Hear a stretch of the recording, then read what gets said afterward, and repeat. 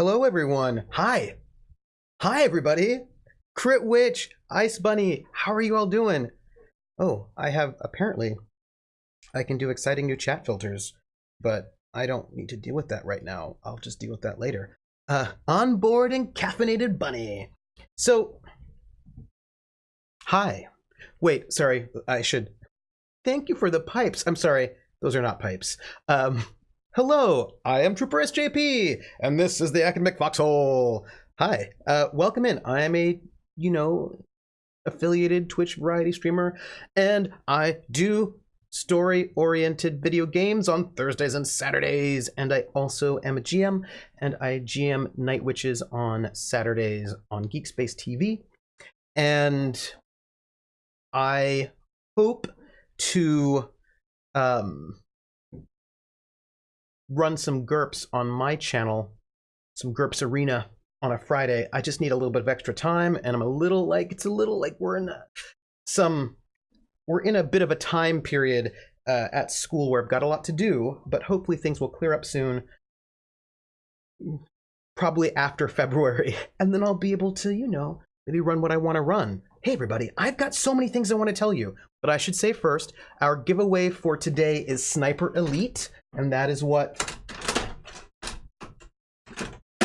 I'll be giving. That was my printer, and I didn't like it just hanging out in my face. But that is what I'll be giving away at the break. We are currently playing. Really? Why did it do that? Twitch. I shake my fingers at Twitch. Hello, Crit Witch. So I just want to tell you all the things right now. Do you know what I mean? You know when you want to tell people all of the things? We're playing Where the Water Tastes Like Wine. This is part 8. We are currently in Savannah, Georgia, and we are on our way to Florida. We are going to make it to Florida. And one of my goals is to see if I can max out somebody's story. I feel like we might be able to do that. But I want to talk about something else first. That is not the game that I'm like, how I'm supposed to be here. We're supposed to be playing a game, but I want to talk about something else first because. Come on to my house, come on. Come on to my house, I'm gonna give you candy. Come on to my house, I'm gonna give you everything. Woo. Thank you for the host, Crit. That is amazing. Thanks, I appreciate it. It is much appreciated. I had the 5-minute screen. The name game. Come on, everybody.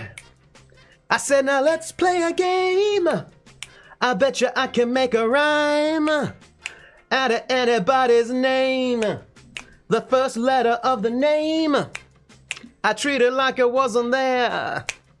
And then a B or an F or an M will appear. And then I say bo at a B, then I say the name, then banana, fanner, and foe. And then I say the name again with an F, very plain, then a fee, fi, and a mo.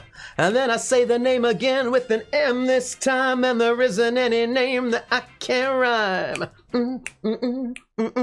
Levi, bo, bevi, banana, fanner, fo, fivi, fee, fi, mo, me, vi. Levi. Thank you so much for the sub, Levi.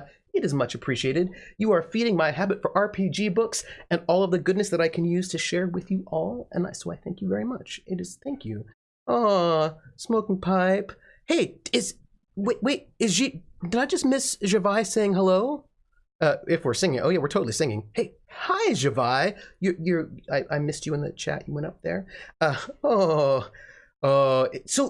So here's the thing. I have some books that I cannot show you because they came in a box, and I got them for reasons, and that's one of the things that I wanted to tell you all. We're going to be playing Where the Water Tastes Like Wine, but why does Twitch like hosting that much? Like, I am live. It doesn't need to host when I'm live. Come on, Twitch. Hey, Krellin, how are you? So I wanted to tell you 2 things. Spoilers and all, because we're hanging out together. We have a relationship. You're hanging out here with me on my channel, so I can tell you some things, some spoilery things, and two things that I wanted to tell you. One, you know, well, there's a question. We don't know, but there's been talk about me doing this French Resistance game, and it's the game that I have been wanting to run. I've been wanting to run a French Resistance game since the 1980s. I've had this dream of mine of running a French Resistance RPG, and I've just been wanting to run this for so long. And back in the 80s, oh, I understand why hosting is a thing in the Twitch community, but I still hate that because that is because I keep trying to watch Twitch like TV. Oh, that's fair, Krellin. That is fair. So I've been wanting to run this game since the 80s, and I never ran it. And I have been, since the 80s, gathering materials. There's some stuff that is not on my shelf because it's still packed up, but I have gathered things like period maps, books that tell you what pass cards look like in various countries during the time period, so I can make reproduction ID cards that are from the time period.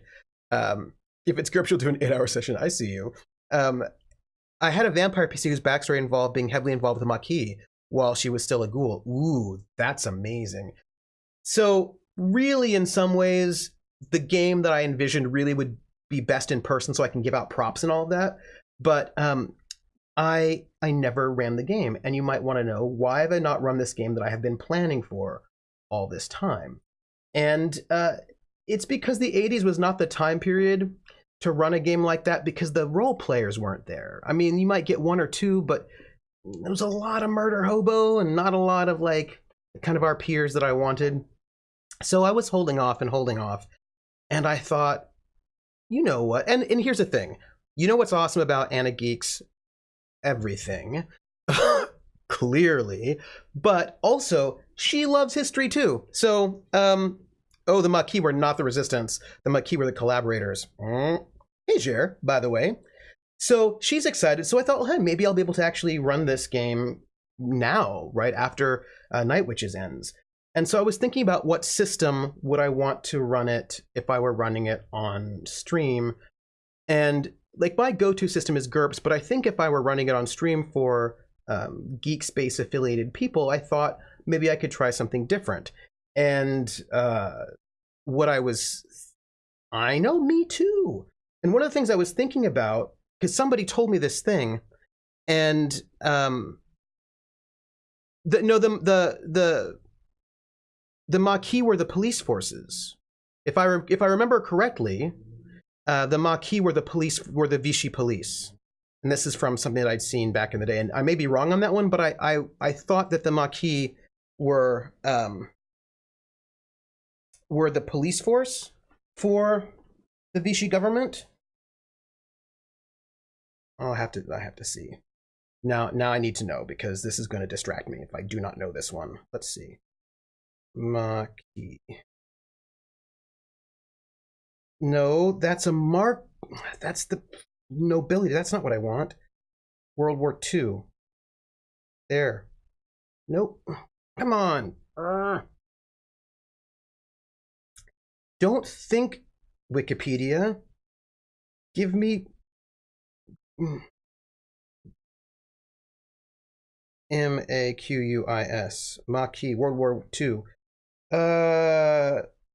Oh no, they were French Resistance. Then what am I? Oh, I'm thinking of Milice. Sorry, I got it mixed up. I'm thinking of.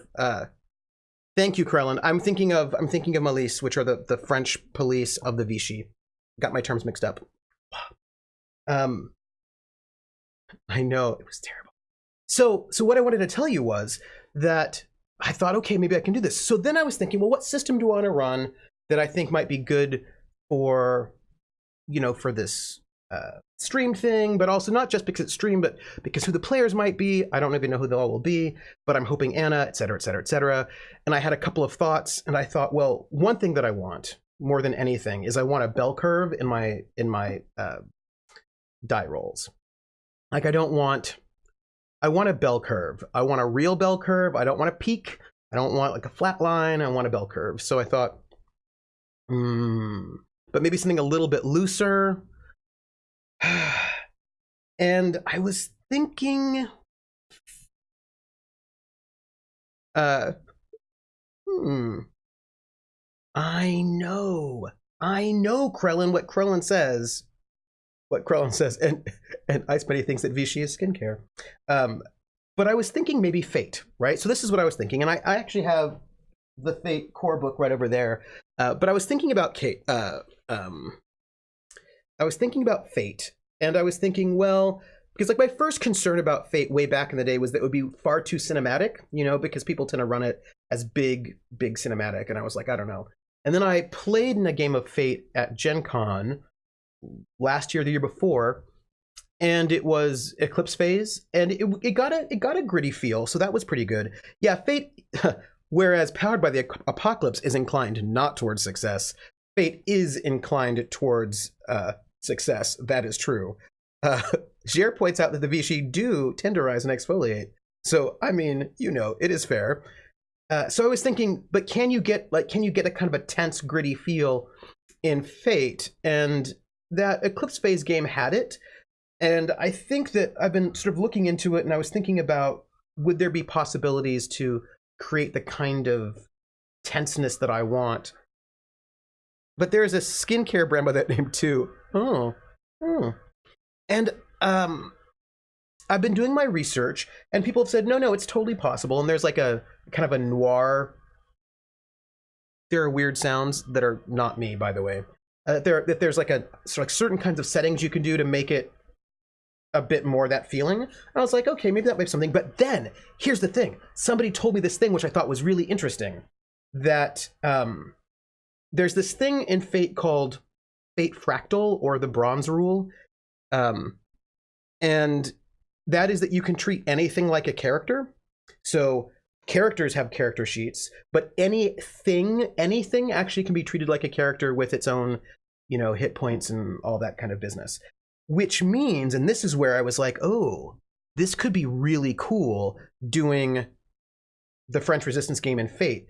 So if everything can be treated like a character, that means that their cell can also have its own character sheet. So their cell itself can have hit points, and the hit points can represent any number of things. So for example, and this is what I think could be really cool, I've got to look into it to see how I like it, but the cell, like their resistance cell, could have a hit point bar. It's not hit points, but that represents how much heat they've generated by their actions, like how much suspicion or danger they as a cell are in. And that, I think, seems really... Thank you, Krellin. Krellin says that Fate is really good at setting groups. And that seems really cool, like this idea that each player would have their own character sheet, right? But that their cell itself also has a character sheet and also gets in danger. And I think that could be really, really cool because... yeah, that's right. The hit points get filled, the Vichy finds you. And what I think is really cool about that is that also models something that was actually happening, that you are doing your job in your cell, but you never know if your cell itself starts getting compromised, if your cell might be getting too much attention. You yourself might be fine, but then your cell might be too loud and noisy. So that seems like when somebody told me that, I thought, ooh, that could be very cool to experiment with that. So what I just bought, Evil Hat just had a sale. They had a bunch of Fate stuff on sale. So I just picked up a bunch of, I mean, I have the core book already, but I picked up a bunch of Fate things, and I'm going to, wireless use. Yes, wireless can have a defense role against tracking, because wireless use, wireless operators, they had such a low life expectancy. And I think that this could be really cool. So, but what I need to is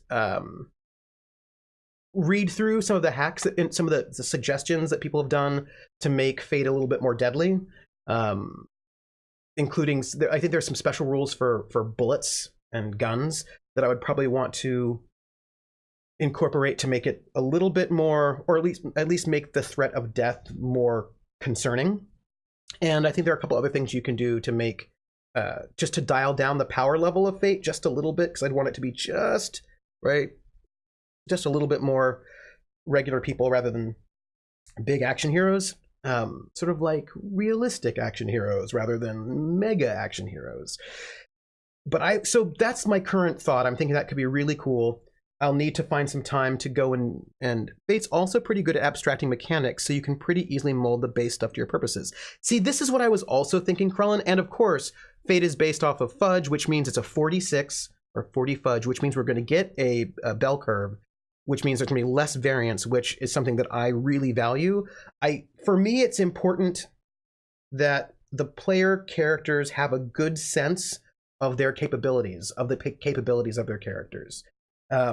And that while I like dice because they give you some variance, I don't like it when the variance is like, what the heck is happening? Do you know what I mean? I want them to be able to have a good sense of like, oh, I'm good at this or I'm not so good at this, and that plays out then more often than not on the die roll. That if you're not so good at that more often than not, you won't be successful. But if you are good at that more often than not, that you will. And of course there will be variance, but I like players to have a good sense of saying, you know what? I'm pretty good at this. I'm going to be able to do this and be successful most of the time. Yeah. So Krellin just said, Trooper says, no D100s, please. And I'm going to tell you, I play a lot of Call of Cthulhu, right? With D100s. I do. And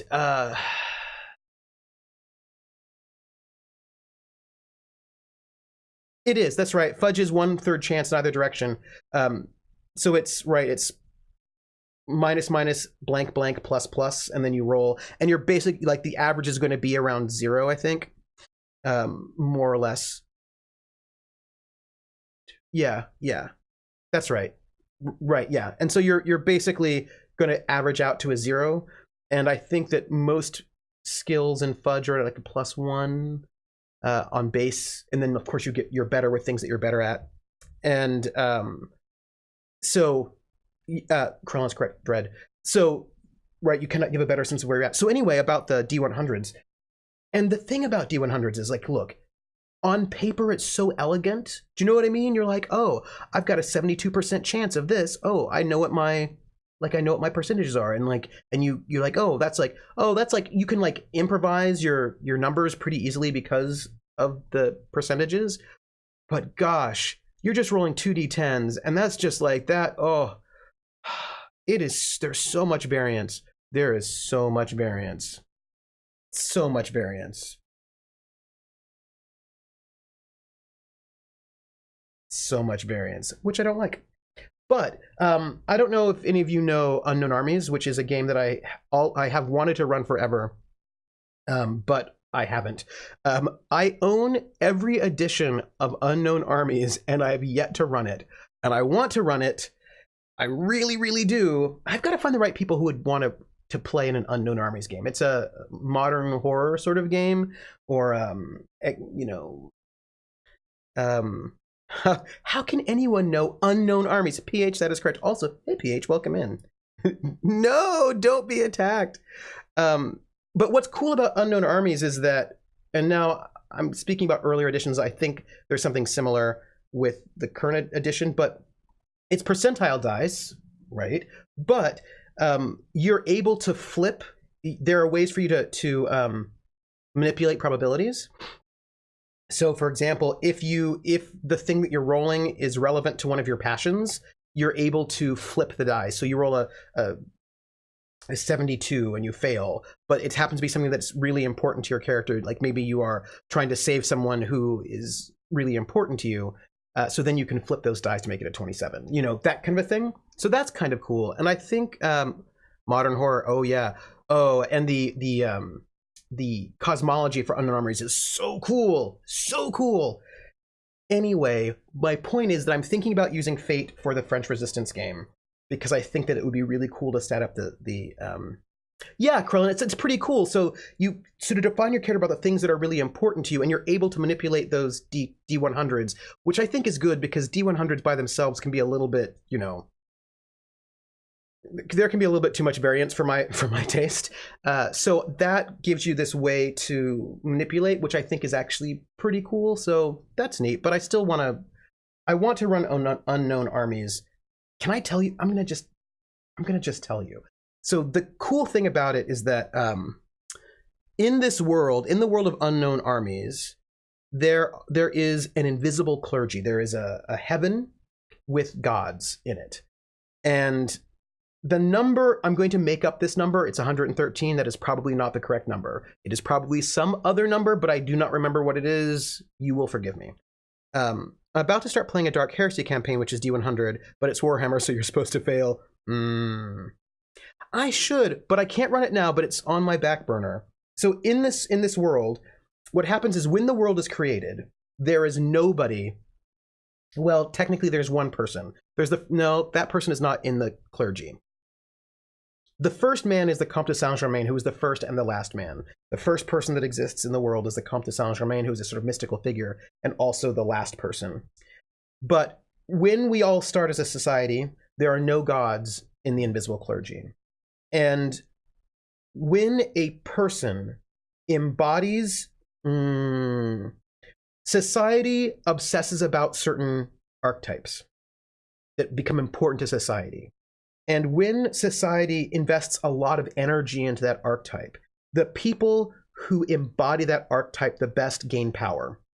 And if you completely and perfectly embody this archetype that society gives all this energy to, you ascend into the invisible clergy. You just like basically poof out of it, like you like whoop, like your body disappears and you go up into the invisible clergy as one of these gods. And so the very first gods that ascend are usually archetypes like the mother, the father, the soldier, maybe the doctor, right, or the healer. Like these sort of like basic archetypes are these ones that start. But then as society progresses, you get sort of slightly more detailed archetypes. And if you believe Chelsea Quinn's Yarborough's books, Saint-Germain is also an eternal vampire. And so here's the thing about the game.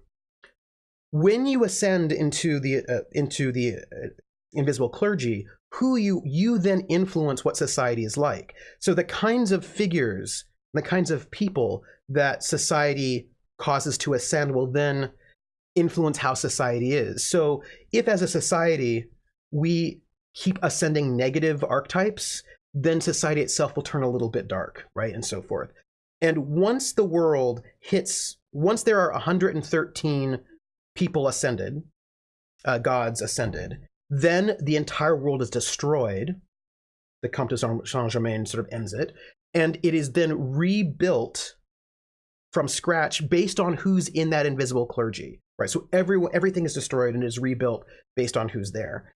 And so sure, we have now those basic early ones like the True King, the Mother, but then of course we probably have the Messenger as an early one. And now if you look at our society, the serial killer might be one of the archetypes that has ascended into the invisible clergy, since we are so obsessed with serial killers. The outlaw, maybe the gangster, maybe the humanitarian. I don't know, right? There are these different figures that, or the femme fatale might be one that has ascended. And what's interesting about this though, right? So that in the game, you are playing various sorts of people in the mystic underground, the occult underground. You might be a magic user, and magic users are messed up in this game. It's awesome. Or you might be somebody, you could be any number of things. Now, if society's idea of one of these archetypes changes enough and you better embody the new archetype, you can eject the old god and then ascend in that god's place. And if you follow the path of the god, you get powers, all these things. So in this game, maybe you want to stop people from ascending at all. Maybe you're like, whoa, we don't want the world to be destroyed, so let's stop any ascensions. Thank you, Krellin. It's 333. The bureaucrat. Oh yes, exactly, PH. The bureaucrat would be a perfect one, that somebody that becomes this archetype that we've given all this power to, and then somebody's ascended as the bureaucrat. Oh my gosh, yes. Oh, the Strix would be amazing. And then, yep, so some new ascension gets triggered to get to, so maybe, well, yes, 322, right? Because once we hit 333, then we're done. So maybe you want to stop people from ascending, or maybe you want to get your people ascended, or maybe you've got other things going on. And and you think about like the bureaucrat. Who is that bureaucrat? Who's going to be the person that ascends in there? Maybe you're like, no, we have to stop this from happening. Maybe you want to try to influence. It's like this kind of like this cosmic level. Um, oh yeah, isn't that the Comte de Saint-Germain who is the first and the last? Yes, that's right. It's the Comte de Saint-Germain who's the first and the last man, and who sort of bookends it.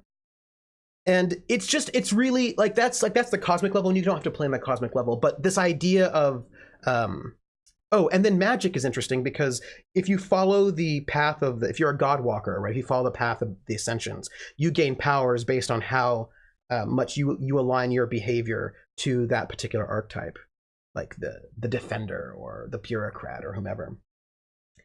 But there are also magic users, and magic users are super interesting.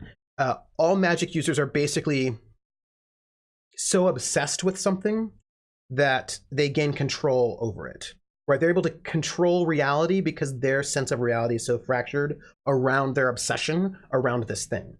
For example, there are people who are dipsomancers, right? So they think in vino veritas, that there is truth, you can get some kind of deep insight into the world through alcohol. Hey, B Boodle Floof, we're talking about the RPG Unknown Armies. And hey, Neo.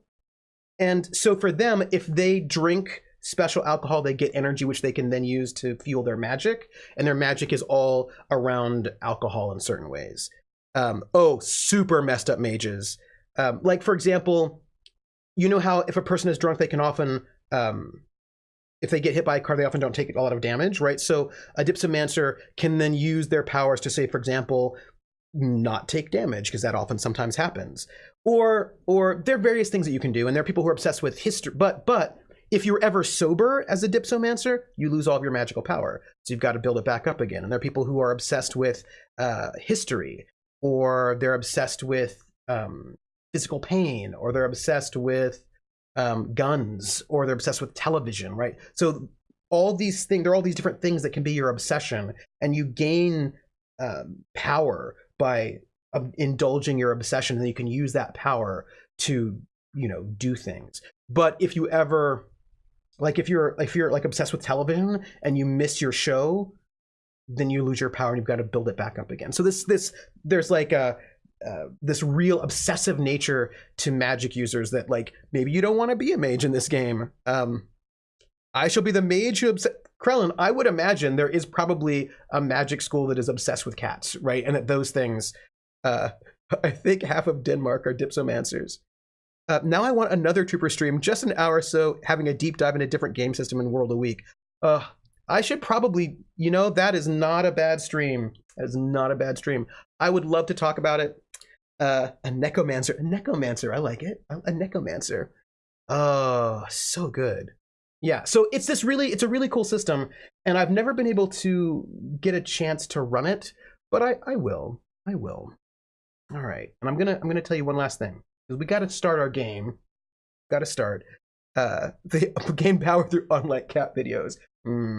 But see, the way the world works, you probably would also gain power through maybe rare cats if you collect them, right? If you could get a very rare cat breed, that would probably get you power. Or maybe like you could get like a small charge from like a cat collar, like a special cat collar. So like you know these talismans and tokens. I don't need to play a game. A Krellin Trooper stream of systems. Well, that is a true thing. I want to tell you one last thing before I start though, but I will get back to Unknown Armies. But it's a thing I've been really thinking about. But so here's the thing. Unknown Armies is one of those edgy 90s RPGs, right? So, and they've just got a new edition, which I'm excited about. Actually, it looks really good.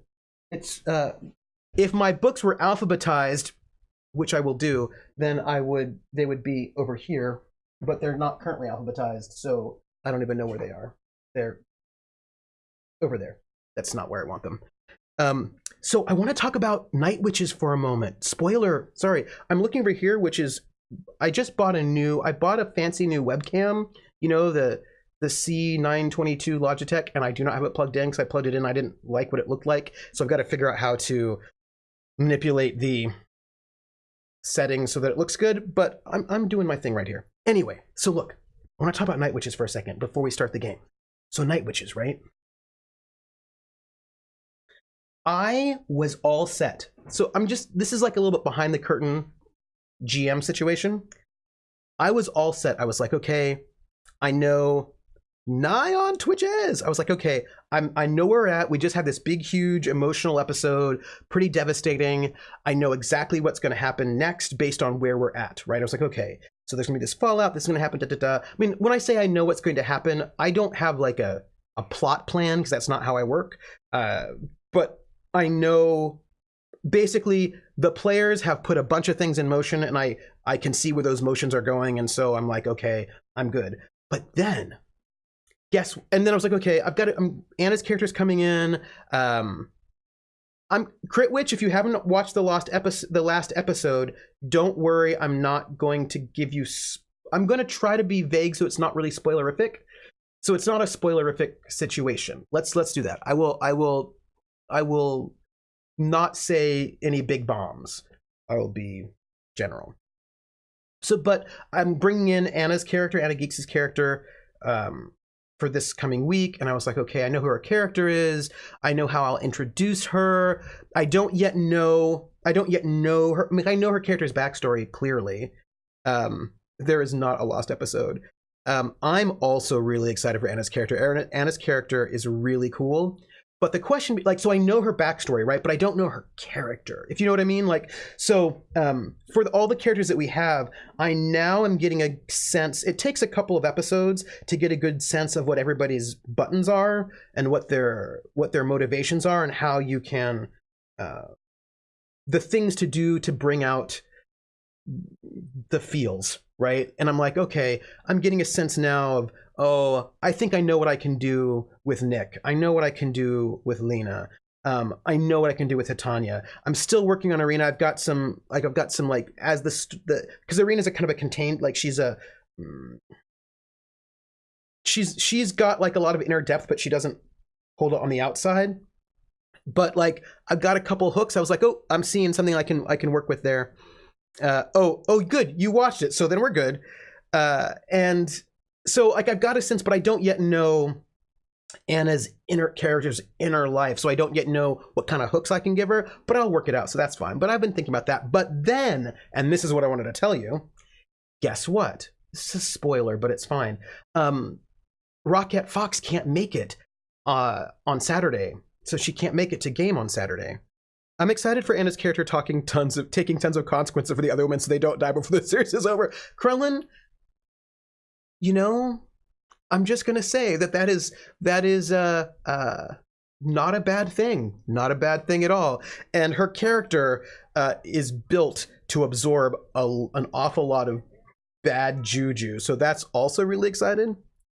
Is it sad I kept thinking they implicated Sarah last episode's things would have turned out drastically different? Oh, it would have, if they, because the thing is, she died, so they totally could have. Do you know what I mean? Like they could have been like, oh, it was her and she's dead. Da, da, da. Right? Like they could have done all sorts of things, but would they have done that? I don't know. Oh, right? I don't know. I mean, I don't know what they're gonna do. But they could have. So here's the thing: Fox is not gonna be there Saturday, and I just found that out. She built how do I put this? She built what does it mean to be a tank in Night Witches?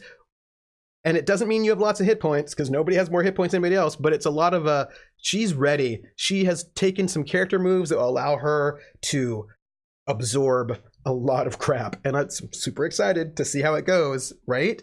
Yes. Krellin is correct. Night Witches tanks are martyrs, and that is 100% correct, and I'm super excited to see how that works out. So here's the funny thing, right? That yes, Neo, she took two interesting moves that she took that one, and then she took this other one. It's because she's a sparrow. So she took these two sparrow moves that, yep. Mm-hmm.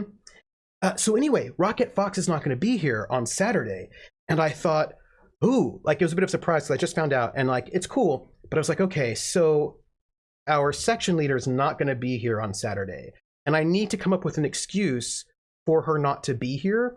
Which, here's the thing, it's a military setting, so it's actually not that difficult to have an excuse for somebody to be missing for a day or two, because they're just put on temporary duty, like they have to go somewhere. Like, that's not that big of a deal. But, and here's the thing, my goal, and I think this is doable, is to push to the next duty station by the end of next session. I want to finish this duty station by the end of next session, which I think is doable because they basically got through 3 missions last session, 1 that they actually did and 2 that they couldn't do because they were all injured. And they're going to miss another one because they don't have, like, there's stuff that's going to go on. So it looks like there's only going to be like maybe 2 missions left. So I think it's going to be pretty easy for them to finish this duty station on Saturday, which is something I actually do want to do. But that does mean that if we're going to start the duty station afterwards, that I need it's going to be a couple months are going to pass, was what I'm trying to tell you, is that it's going to have a couple months passed. Ingrown toenail super was a thing to be, maybe. At least you have a great built-in excuse for missing people. Oh my gosh, right? What are the consequences of missing a mission? It depends on why you're missing it, right? If you're all injured and you just can't fly, there are no consequences except that you heal, basically, right? If you have 2 harm and you miss a mission, then you heal that 2 harm, and that's it, right? So if you have 1 harm, what you do is you basically don't do any day moves, you just basically get extra rest and you get rid of that 1 harm.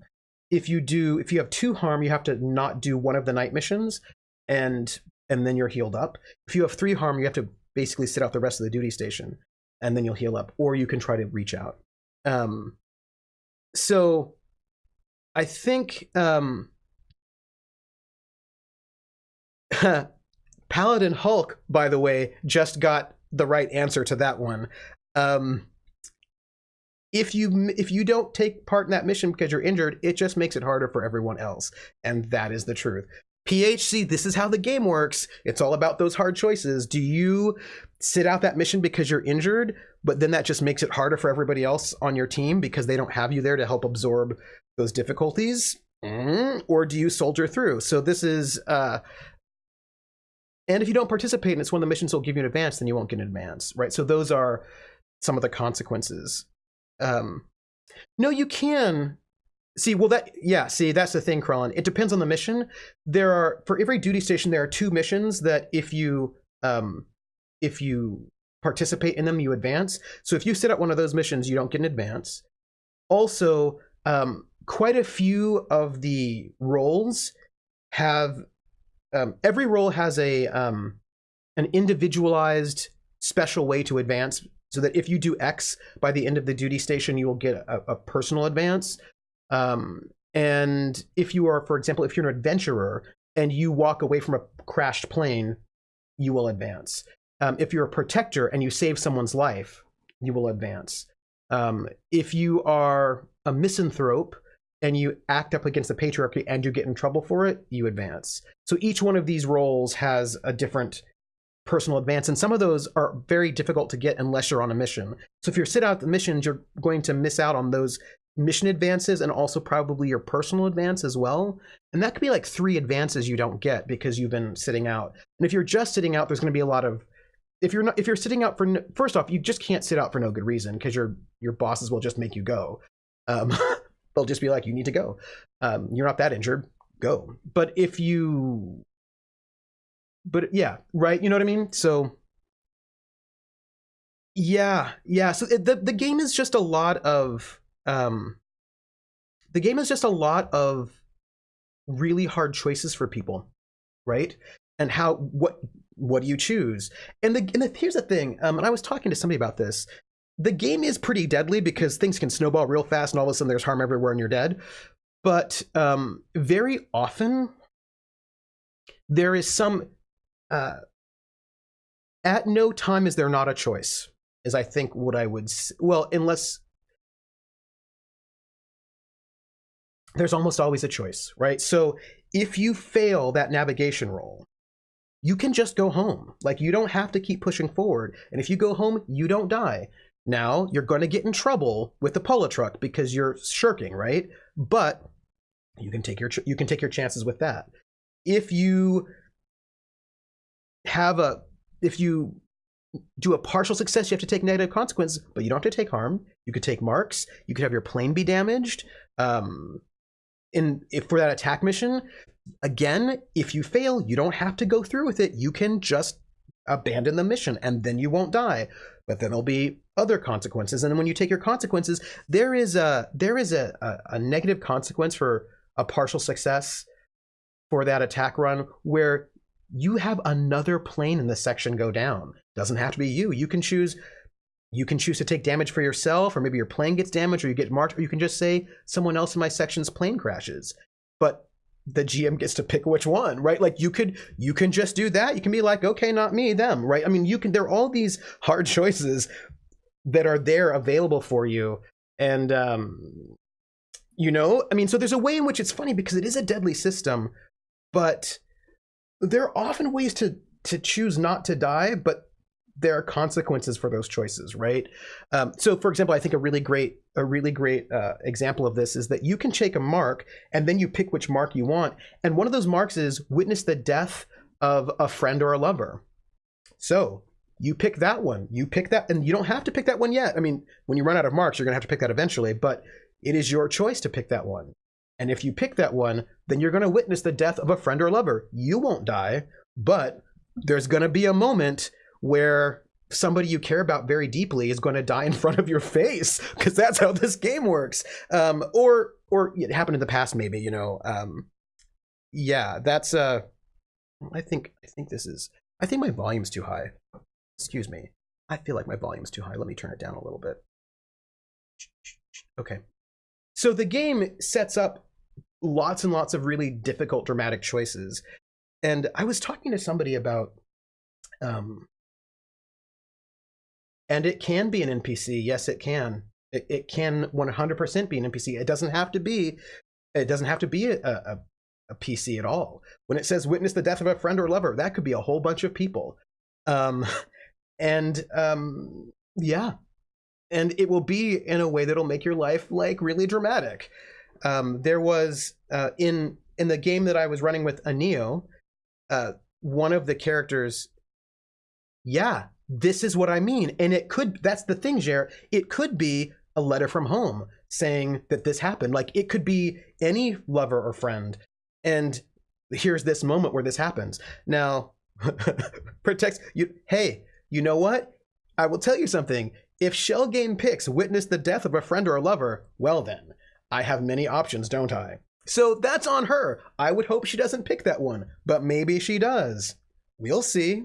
I mean, this is what the game is about. The game is about making you make these choices. Oh, Galia, yeah. Krellin, see, Krellin knows where my mind is at. That village you bombed in the dark, that was your hometown. Or the village you bombed in the dark, maybe it wasn't your hometown, but your brother was there because he was in the army and he was stationed there, and now you bombed your brother. That's how this game works. This game is all about that kind of a situation. Yeah. This is what I'm saying. This is how this game works. And it's funny because I was just talking with someone about the function of the missions, and somebody's like, oh, the missions are like the battles in D&D, right? How in a D&D game there's a fight every battle, and it's sort of like that, but that sort of takes away from the big character moments. Yeah. Because you feel like those Nazis are able to attack your village. Yes, those are all the things. Those are all the things that this game does. And so the idea like, oh, well, you've got these missions that are like, you've got the real stuff, which is like all the character interaction stuff. And then you've got these missions, and those missions are like that, like a D&D battle that's just there. And I actually don't think that's true at all, because I just feel like this should say just talking right now. You know what? I just want you to know that my category should be just talking, not where the water tastes like wine, because we're still talking about this, but it's fine. I don't know if Jared can change my title. Maybe he can. Anyway, we're going to get there. So the thing, though, about this is that because I've been thinking about this a lot since the comment came up, and I actually think that these missions are very different from that obligatory battle that you get in D&D. Because it hasn't been an hour yet, right? Exactly, it hasn't been an hour yet. And the reason why I think they're different than a D&D battle, right? So very often, yeah, miscellaneous RPG. I think it's probably just chatting. Very often in D&D, there's a real disconnect between that battle and whatever character stuff is happening. They're very separated. Oh, Thank you, Jer. Thank you. There aren't three wolves. No. So, right, it's like, oh, we're doing all our character stuff, and now D&D battle, and they're very different modes. They don't have to be, but they often can be. But I was thinking about the function of these missions in Night Witches. Now, I will say that our last mission in Night Witch actually was a long mission in terms of in the sense that it took a lot of time. But taking a lot of time, it took a lot of time because that particular mission was pretty epic, right? Because they crashed the planes, they had to escape. There was like a lot going on in that particular. Yes, like there was a lot going on in that particular mission. That was a kind of a long mission, but in some ways, you know, a Night Witch's mission can take you 5 minutes. Like, it's really just, if things go well, it's 2 rolls. So you go up to fly, navigator makes a wayfinding roll, gets a success, it's fine. The pilot makes an attack run, gets a success, has to take 1 negative consequence, it's fine, and you land and you're done. And so it's not necessarily very long. CR has battles that both ignore the character stuff and heavily evolves. Yeah, it does have both. And that's really exciting. But I think sometimes when people think, oh, you just have to have a battle, and then you just have one, but it's not necessarily connected, or the function is different, right? Like the function of the battle is a different function. Whereas what's interesting about when I think, what is the function of those night missions in Night Witches? What are they there for? And I think what they're there for is to drive character drama during the day. I think that's the whole point of them, is to generate drama during the day. So, for example, one of the most likely outcomes of an attack run is, yeah, right? And of course, and there's nothing wrong with battles that are just there to have battles, because I also love battles. Like, I really, and actually, if you think about it, those kinds of battles, if you think about them in that game of sense, they're often there to test your skill as your tactical skills or your player skills, or it's like they're like a puzzle that you're trying to work out. And like, how cool is it when you're like, oh, there's this really cool battle, and in this battle we're underwater, and how do we deal with that? There's a kind of a neat, there's a neat sort of challenge to that particular part. And in D&D itself, there's often like a group challenge. How do we manage group resources? So there is a function to them that is cool and interesting. But for some people, not for me, because I like all of those things, they can feel that those battles detract. By the way, Trooper, the Night Watch spotted the Intellect Devourer, but it still managed to eat one of their brains. Oh, Jer, that sounds so good. That sounds so good. I want to know. But if you think about the Night Watch's missions, the most likely outcome is that somebody's going to take a mark. That is the most likely outcome, because that is like the easiest thing to do besides get actual harm or damage your plane. But even if, let's say, okay, so take a mark, take harm, damage your plane. Those are the 3 things that are most likely to happen. Now, of course, the night missions are always also there to give you stress. So what happens if you take a mark? If you take a mark, bad vodka is resources. Just int 0.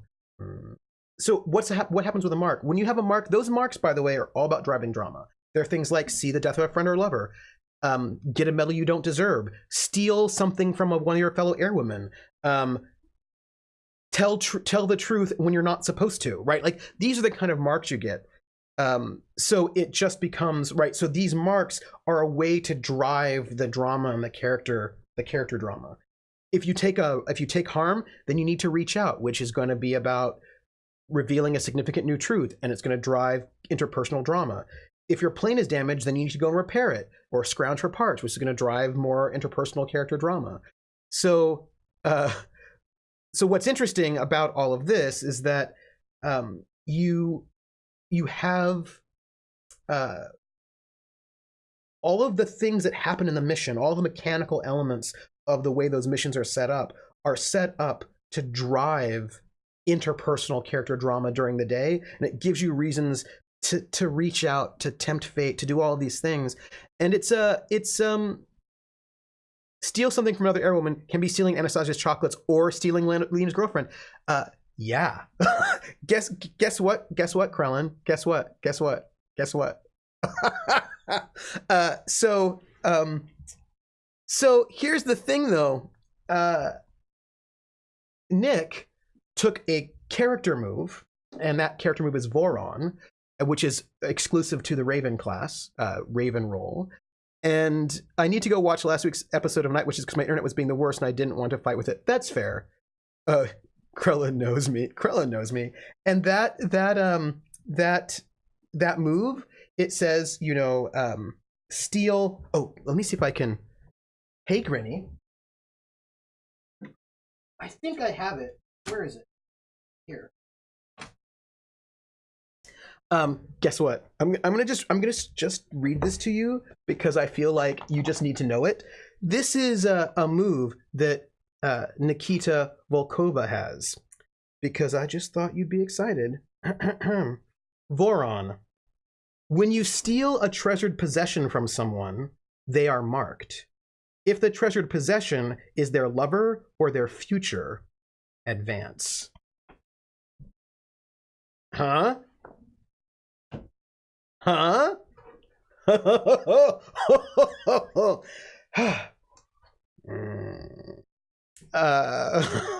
Yeah. Uh-huh. Oh.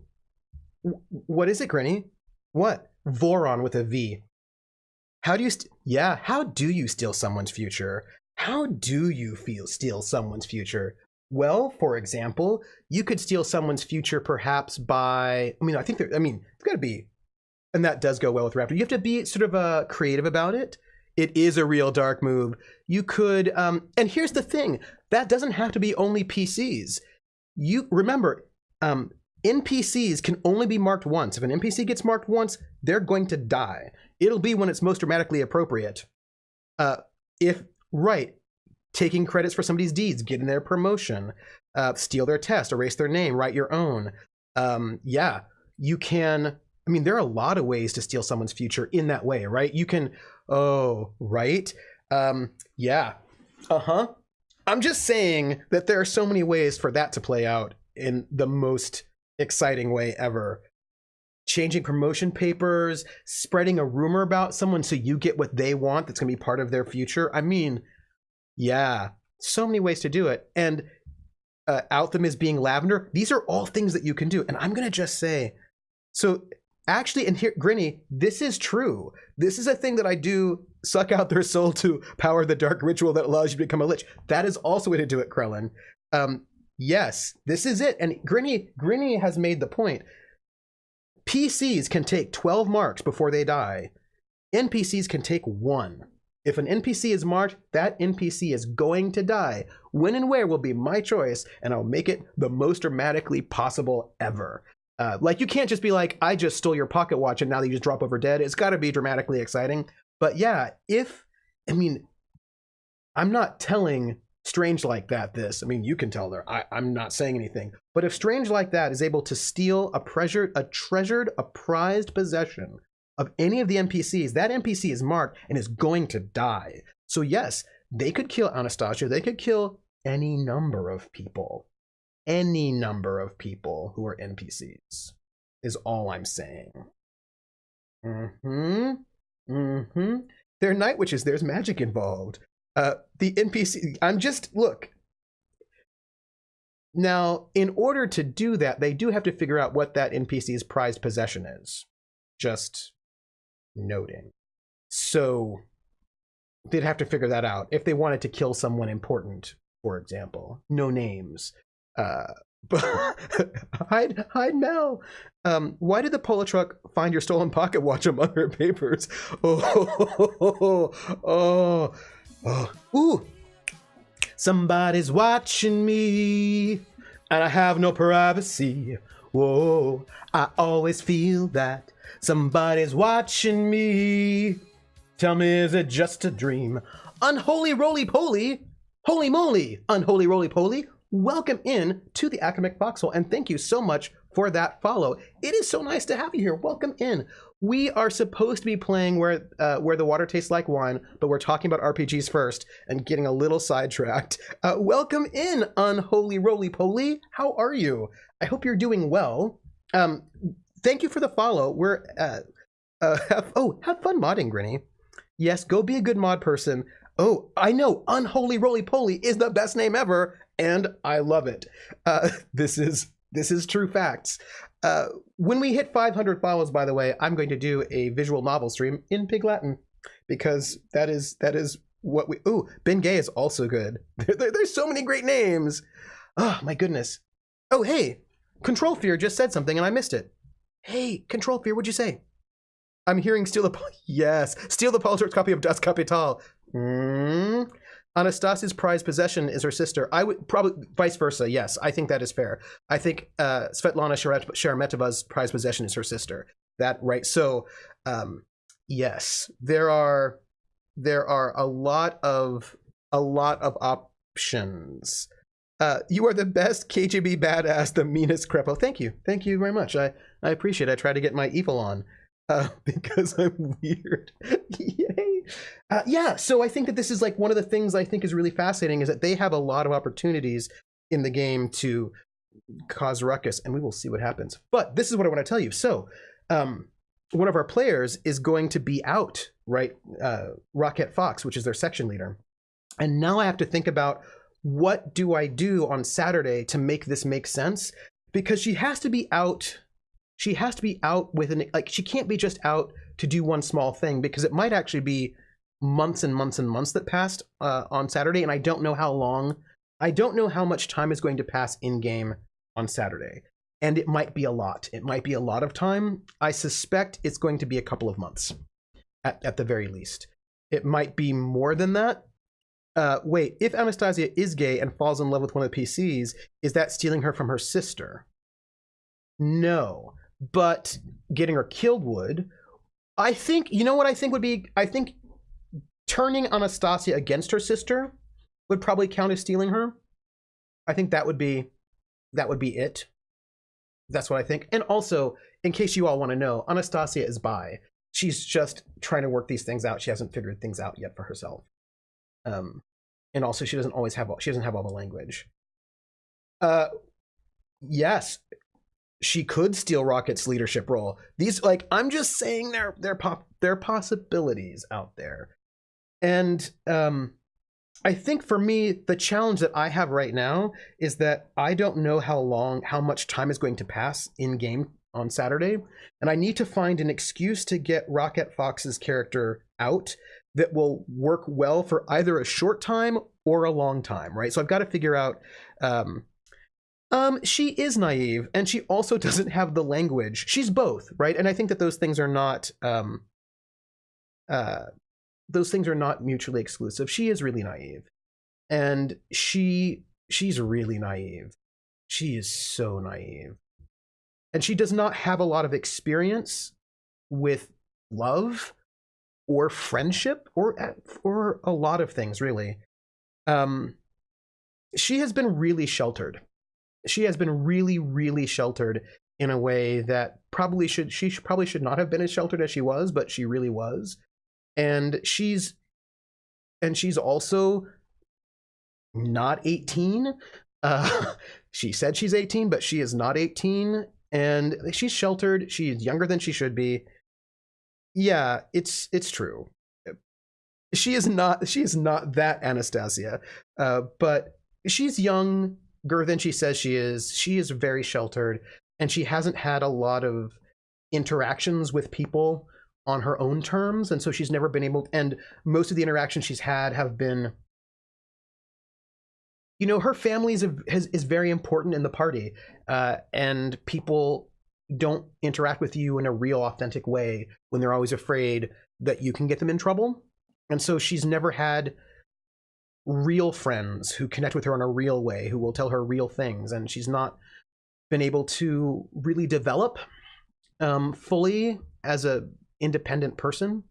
So she's still, and she joined because she wants to be like she wants more things in her life than what she's had. As a way to write characters out for some duration of time, the Politburo wants to take some propaganda pictures. In the 588, they're using NAF enough planes, pinching a few of the airmen. Have a rocket sent off to the new station to be paraded by the party to recruit more. Actually, there's going to be some press happening. I've been planning some press to happen for a couple time periods, but last session was a little bit busy. So there's this thing that happened to me when I was in the army that was completely stupid. And I want to bring that completely stupid thing to them because I care. But what I think is going to happen is that I was thinking about some historical things that actually happened at the moment, which might give a good opening to have Rocket Fox's character Titania out for an indefinite number of time that doesn't seem too repetitive, but also seems like, oh, that would make sense. So I think, right, authenticity, Krellin's like, the army was stupid. Oh, if I can get it to happen, I mean, I don't know how much time everyone's going to take doing the stuff they need to do tomorrow. So like and this is, I think, the difficult thing about, the improvisatory nature of the structure of Night Witches. With Night Witches, you move through time. Like, this game starts in 1942 and it ends in 1945. So a lot of time passes in between duty stations and also within duty stations. And so if I knew, for example, it was just gonna be one day, I could say Rocket Fox has food poisoning and she's out for the day, but it might be 3 months. So I have to find a kind of a way to move her out that, like with Shell Game being gone for 3 weeks, I was like, oh, I can maneuver a situation for this to happen. And by the way, I just want you all to know, I did not tell Shell Game what was coming. Oh, Jer, thank you for bringing this up. I do want to say something. I am not going to stream on Saturday. I'm going to host Geek Spaces Drive. I'm sorry, but I want, because it's the big fundraiser and I don't want to cross stream with them. So I will be hosting Geek Space on Saturday. Just so, thank you, Jer. See, Jer's my good mod. Jer reminds me. So spoilers, backstage spoilers. I didn't tell Shell Game, I didn't tell anybody what was going to happen in that session. I didn't tell them what to do or what was coming. And I also knew that I had to do it right. That there's no, and like, I know, like, Shell Game is a method actor, right? Shell Game is not going to make a choice in character that her character wouldn't make just because she's leaving for 3 weeks. That is not how she plays. So it's funny because I knew that when Olga Barsukova said, one of you all is a Lavender Woman and you need to, like, basically out yourself, that she wouldn't say anything. I knew that she wouldn't because her character wouldn't say anything.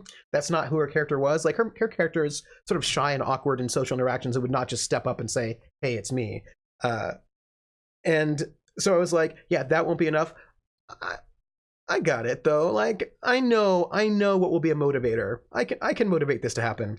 And it happened.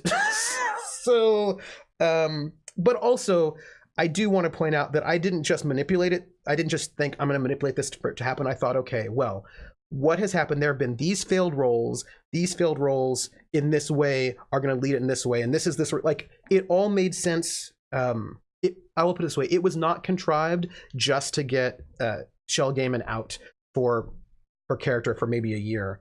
It was also something that was the result of a number of their die rolls up till this point in time. And it was just like, okay, well, this is very convenient because they've made these roles in very unfortunate ways. And this is the most logical outcome. And so this will be fitting. So, you know, that was my behind the scenes word for that moment. I don't believe you, Trooper. There is not humanly possible for one person to keep track of all their failed rolls thus far. Oh, I did. Well, first off, actually, Krellin, what I do, and I haven't done it yet for this week, I actually rewatch the stream and take notes of every failed roll that will have consequences.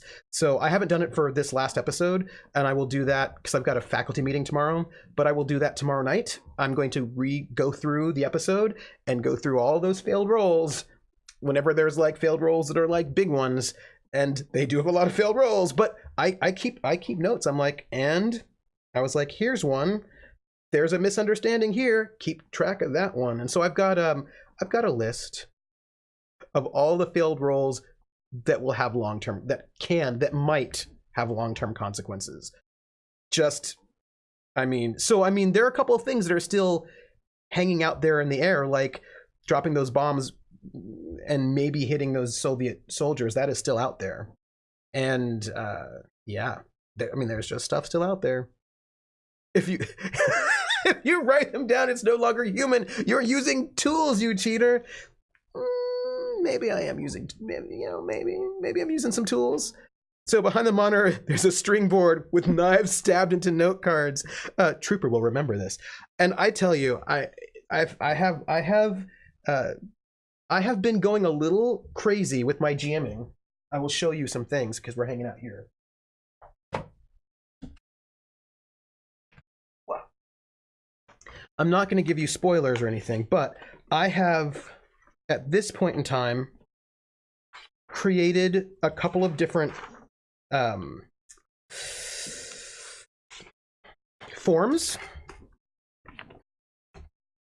So here, this here is a form for my session notes where I talk about who, the title, which cast is there, what duty station they're at, what the threats are for that particular duty station, and then what questions I want to ask them, the opening questions, what quote I want to read for that session, and then any kind of encounters I'm thinking could be happening where they're at, and then I just take lots of notes for that day.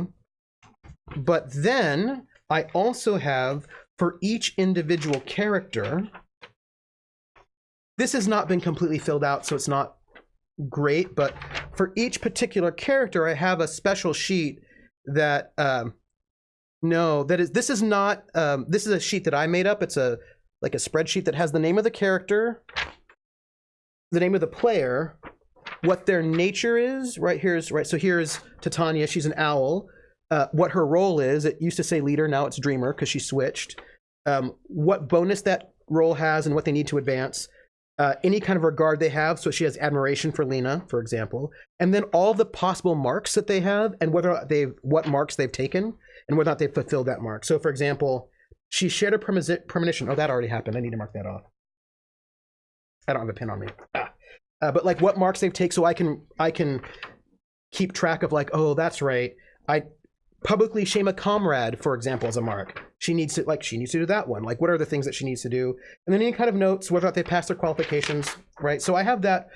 If there's any kind of consequence hanging over their head in some way that's going to be miserable for them, I write that down too, so that I can, know, and be prepared to make their life just a little bit miserable. That's all. This is how Troops keeps track of the student. Is it? I do, yeah. You're basically I'm lesson planning my RPG sessions. Thank you, Control Freak. I am being super nerdy about this. It is true. Somebody's watching me, and I have no privacy. Whoa, I always feel that somebody's watching me. Tell me, is it just a dream? Nonce 9999. Welcome into the Academic Foxhole. It is so lovely to have you here. I'm Trooper SJP, and everybody here who's hanging out, we are all the battle buddies. Normally, I should be playing Where the Water Tastes Like Wine right now, but we're talking about RPGs and RPG design and GMing, and right now I'm GMing. Ooh. Come on in my house, come on. Come on in my house, I'm gonna give you candy. Come on in my house, I'm gonna give you everything. Colonel RPG, it's a raid! Oh my goodness. Colonel RPG, I just need to tell you something in the raid chat. This is really important. Wait, I have to tell you this. This is my raid defense. It's also not only my raid defense, it is also my raid call to arms. This is not a raid. Welcome in, Colonel RPG. How are you? Gadzooks, it is a raid. Welcome in, everyone. Welcome in to the Academic Foxhole. I'm supposed to be playing Where the Water Tastes Like Wine, but right now we're talking about RPGs. That is, oh, thanks. It's a thank you for, it's a teaching day, so I try to look nice. I normally wear a sport coat over this, but I thought I'm not wearing a sport coat for you all because it's hot in this room. Oh, gosh darn it, I forgot to put on my lights. I need to remember that. Welcome in, everybody. Welcome in. But the water tastes like lemonade. Oh, the water, lemonade. It is the perfect raid. I was talking about the experience of GMing Night Witches, which is really interesting because it's a very different kind of art. I also got by Jason Morningstar his other game, Gray Ranks. Do I have it? The name game. Come on, everybody. I said, now let's play a game. I bet you I can make a rhyme out of anybody's name. The first letter of the name I treat it like it wasn't there. And then a B or an F or an M will appear. And then I say bo at a B, then I say the name, then banana, fana, and fo. And then I say the name again with an F, very plain, then a fee, fi, and a mo. And then I say the name again with an M this time, and there isn't any name that I can't rhyme. Volpez, Volpez, Volpez, Bobopez, banana, fana, fofopez, fee, fi, momopez. Volpez.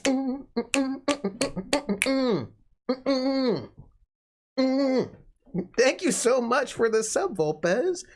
Thanks. 12 months in a row. Oh, Volpez. Volpez just gave me some bits right now. And I want to thank you so much for the bits. And because it is the bits time, it was a dab. I need to sing the bit song for you all, which is it is the song that is going to help us practice for the Pig Latin stream. And I'm going to be singing for you We're in the Money in Pig Latin as sung by Ginger Rogers in the film Gold Diggers of 1933. So, I appreciate the practice. Earway and hey, the anime. Earway and hey, the anime. Earway at ge away at lay of way at way it wakes to ute it ge wang leo. Earway and hey, the anime. Either I skays or ani say. Oh, my Andy 80 Eshin pre uya uthwe uvia stan weang reo. Ewe everne eat red leansley of wed bransley ute day. And we easy anly ordly ikwe uk. No, that's not right. And we inwe iwe ec the anly ordly iwe ukle at the I get right in the IA. We're in the money. We're in the money. I gotta tell you, that is a hard line. That is a hard line. I know, I'm still working on it, Krellin. There's the fail. I was so good until the last line. And here's the thing. I've been thinking about this. I'm so close. I've been thinking about this, and I think I was just listening to her sing it again, and I think that she actually drops one of the A's in that last line. I don't think she actually says the full line in full Pig Latin. I think she drops one of the A's. I don't think she actually says, because it would be Anwe, Inwe, Iwe, Ise, E, the Anle, Ordle, Iwe, Ukle, at the I, get right in the E, the I, they. And I think that's what you would say, but I think she drops one of those syllables to make it fit in the scansion, and I have to figure out which syllable she drops. So I don't think it's actually Anwe, Inwe, Iwe, Ise, E, the Anle, Ordle. I think around in landlord, I think she drops something right around there, around the phrase the landlord. Because it's Anwe, Inwe, Iwe, Ise. So it's like, or it might be right in there that she drops something, because there's something Anwe, Inwe, Iwe. Because that rhythmically doesn't fit. Anwe, Inwe, Iwe, E, see, like that right there. There's an extra syllable that I think that she drops when she sings it. So I've got to figure out what she drops. Because what I'm doing when I'm singing it is I'm actually trying to get every single syllable in Pig Latin, but she drops some stuff. Like, so for example, when she says old man depression, she says, Earway and hey, the anime, The ice skates are on, he say. Old man DA. She says, old man, old man, and old man, old man DA. Old man DA deep. So like she mixes things up a little bit and not classic Pig Latin to do her own thing. No, landlord is not one word. She goes Anne Leordle. So she says. So she says Anne Leordle, but there's something else. I think it's in that opening bit. And when we see the landlord, which is the line, and when we see the landlord, we look that guy right in the eye is what the line is. And when we see the landlord, we look that guy right in the eye. Oh, right. But she doesn't actually hit every syllable that way. She drops something. And I've got to figure out, oh, it's good. We're in the money. We're in the money. We've got a lot of what it takes to get along. We're in the money. Come, the skies are sunny. Old man depression, you're through, you've done us wrong. We never read headlines about breadlines today. And when we see the landlord, we look that guy right in the eye. We're in the money. Come on, my honey. We've got a lot of what it takes to get along, right? But she does a couple of things to sort of to play with the rhythm this really cool way. And there's something in that last line that I'm singing it the full way through, but she's dropping a syllable. She's dropping one of those, and I've got to figure it out. I'm going to figure it out so that I can get that rhythm, because I'm hearing her rhythm, but I'm trying to say all of the bits, and she's cut something so to make it fit, and I've got to figure it out. And way you say, and way you say, that's a lot right there. And when we see the landlord, and way e say e they Anle Ordle. And I think there's just something cut in there. That's all. Just so you know it. Right. Oh, so about Night Witches, the RPG. What's fascinating is that it is a story. I was going to tell you about Grey Ranks, which, do I see it? Grey Ranks. Yeah.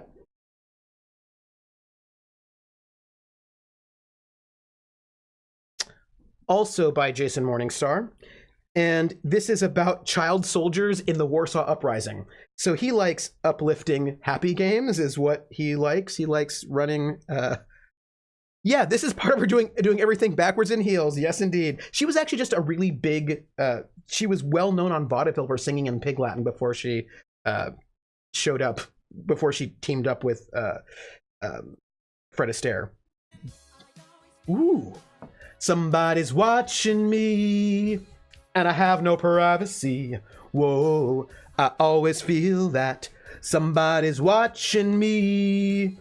Tell me, is it just a dream? Striker City Mafia, welcome in. Come on in, have a lovely time. We're talking RPGs right now because we're talking RPGs. It is what we're doing.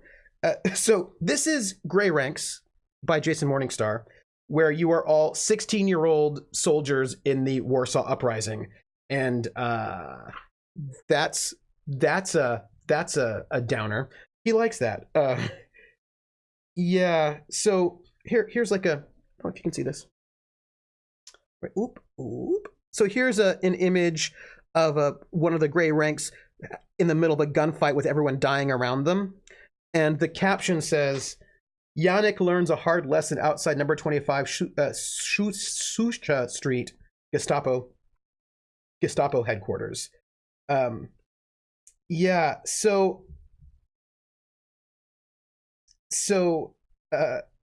yeah, the whole thing is that this is it's one of his downer sorts of games. And what's really fascinating is this is something I've noticed about him, is that he's really interested in creating mechanics that drive emotional drama. That's something really. So I think about other kinds of story games, and where what they do is they sort of really take away a lot of mechanics and they just like do story, like go and do story. Do you know what I mean? But he's really into making mechanics that make you miserable and making a bit of a game out of it, which is interesting. So like with this one, you have two, your character sheet is a grid with two axes, and one axis, the x-axis, is the enthusiasm versus exhaustion axis, and the y-axis is love versus hate. And the things that happen to you through the scenes that you play out will move your character towards love or towards hate or towards exhaustion, towards enthusiasm. And if you get to any of the extremes, it's probably not going to be so good for you. And you might commit suicide. Come on in my house, come on. Come on in my house, I'm gonna give you candy. Come on in my house, I'm gonna give you everything. Hey, Dema. Thank you so much for the host. It is much appreciated. Yes, Anio, he also did Fiasco.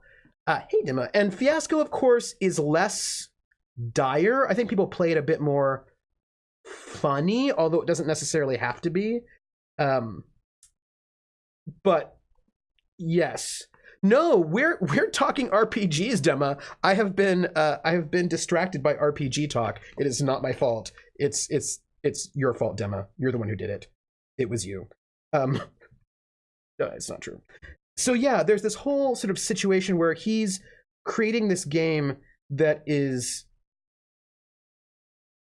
mechanically works on pushing the players towards doing scenes that are difficult. Me and Norton. Emperor Norton, the King of San Francisco. And he does that also with Carolina Death Crawl, which is where you are Union soldiers who are from North Carolina stuck behind enemy lines and trying to escape, but like it's all about death. So like he has at least 3 historical RPGs that are definitely narrative RPGs. They are narrative RPGs, but they're very structured. Like they're very all of them are very structured, and like there are a certain number of scenes you're going to go through from the beginning of the campaign to the end, and at the end we see where you end up sort of emotionally if you survive. Norton was the name of one of the junior scoutmasters from my scout troop. He told us to blame everything on him.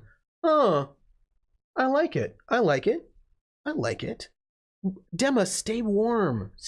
So this is something really, because I think one of the things that's really fascinating about these particular games, but also Fiasco, and Neo brings it up, and I think it's interesting that when you think about a traditional RPG, they say, here are the rules, you go, right? Just go and do your thing, right? I suppose play until the story ends or plays out how the story goes. But Fiasco, Grey Ranks, Night Witches, Carolina Death Crawl, I suppose they're very much like, there are so many duty stations, there are so many scenes, there are 10 of them that you go through, and then there's there's a bit of a finite. Oh, Krellin, I agree with you wholeheartedly. That episode of Tabletop, if any of you here who are watching right now have not seen the episode of Tabletop with Will Wheaton where they do Fiasco, it is amazing. It is so good. I bought Fiasco because of that episode. It was so good. Oh no! Oh, we will see you when you get back, Crit Witch. We will see you when you get back. That's cool. We'll be here. And there's something really interesting about. So I suppose you would call this like a structured, right? It's a structured RPG in that there's a set beginning, middle, and end. And oh yeah, Tabletop. It was a show hosted by Will Wheaton that was on. Was it on? It was certainly on Twitch, but it might have been on YouTube first.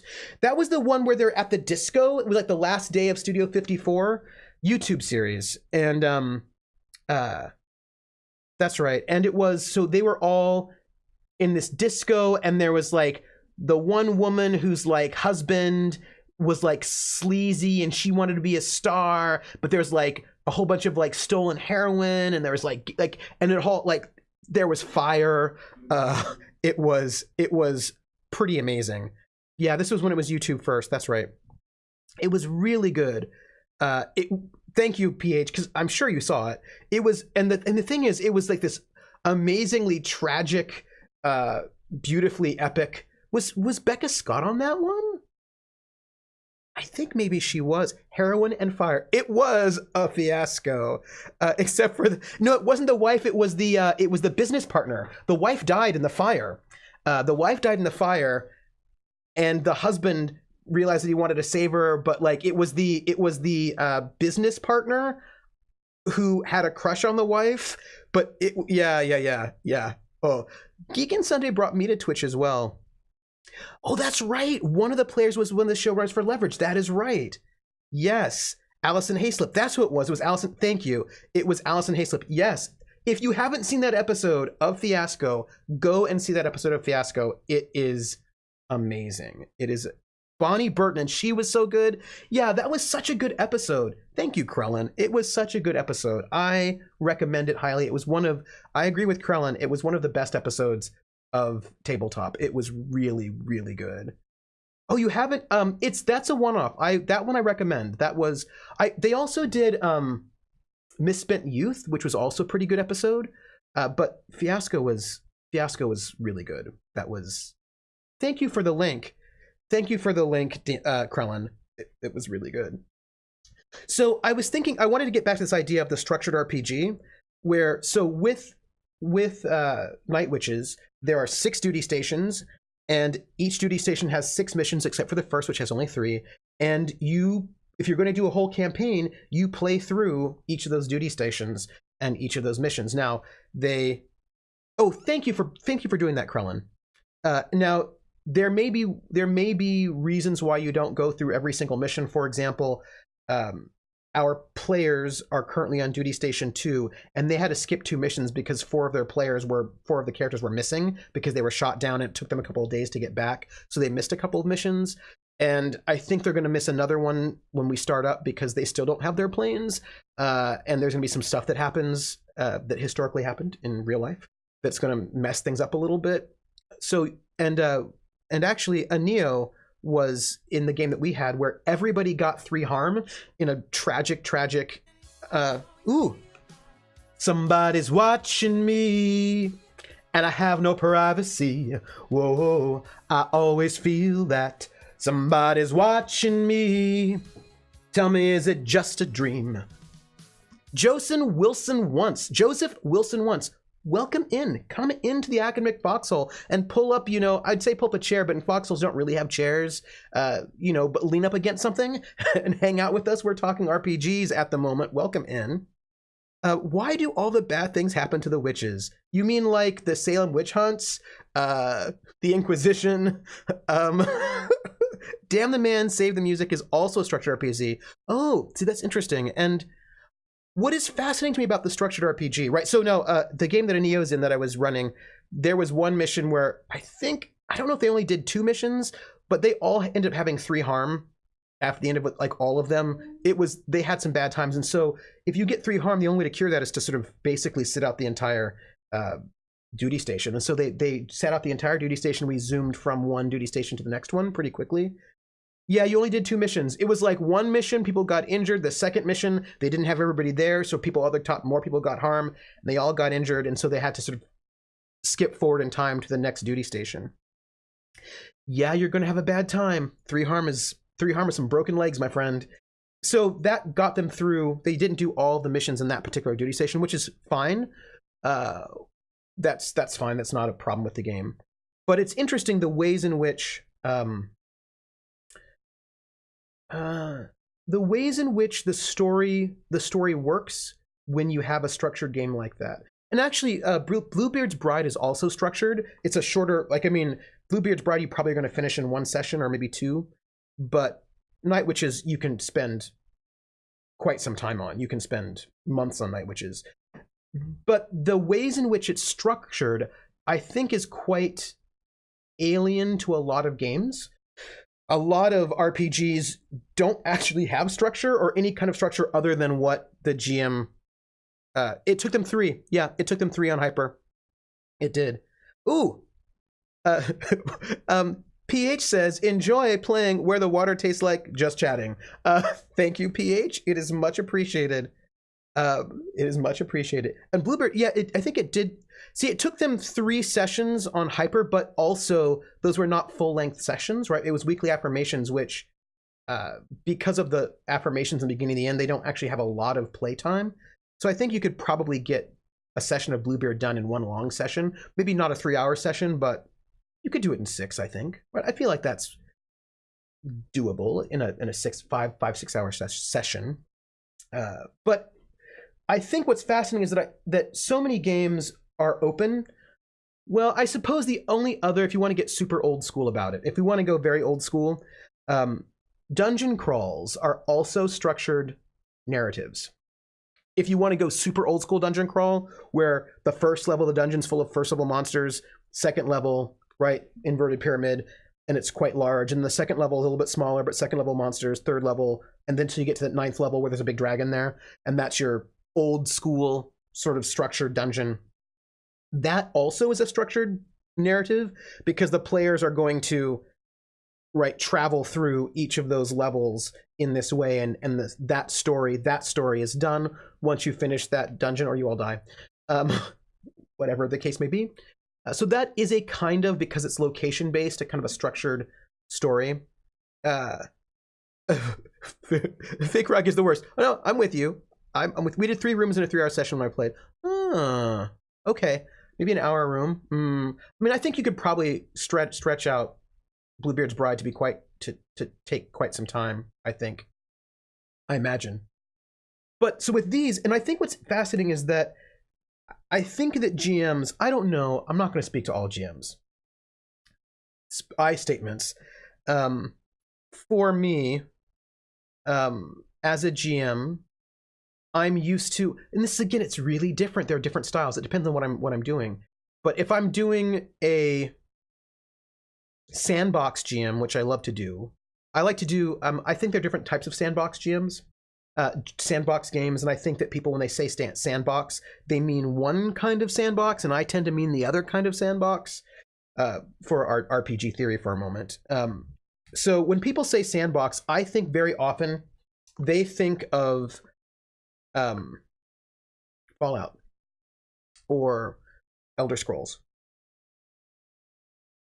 Probably more Fallout, wherein the sandbox is a location, right? So that what you do to plan the sandbox is you plan this location, and you imagine there are things in each of these places, and then the players, what they do is they just travel around the sandbox wherever they want to go, and then what happens in those places. That is not how I sandbox. My emphasis on the sandbox is not the location, which makes it like this. My emphasis on the sandbox is motivation. Ooh. Somebody's watching me, and I have no privacy.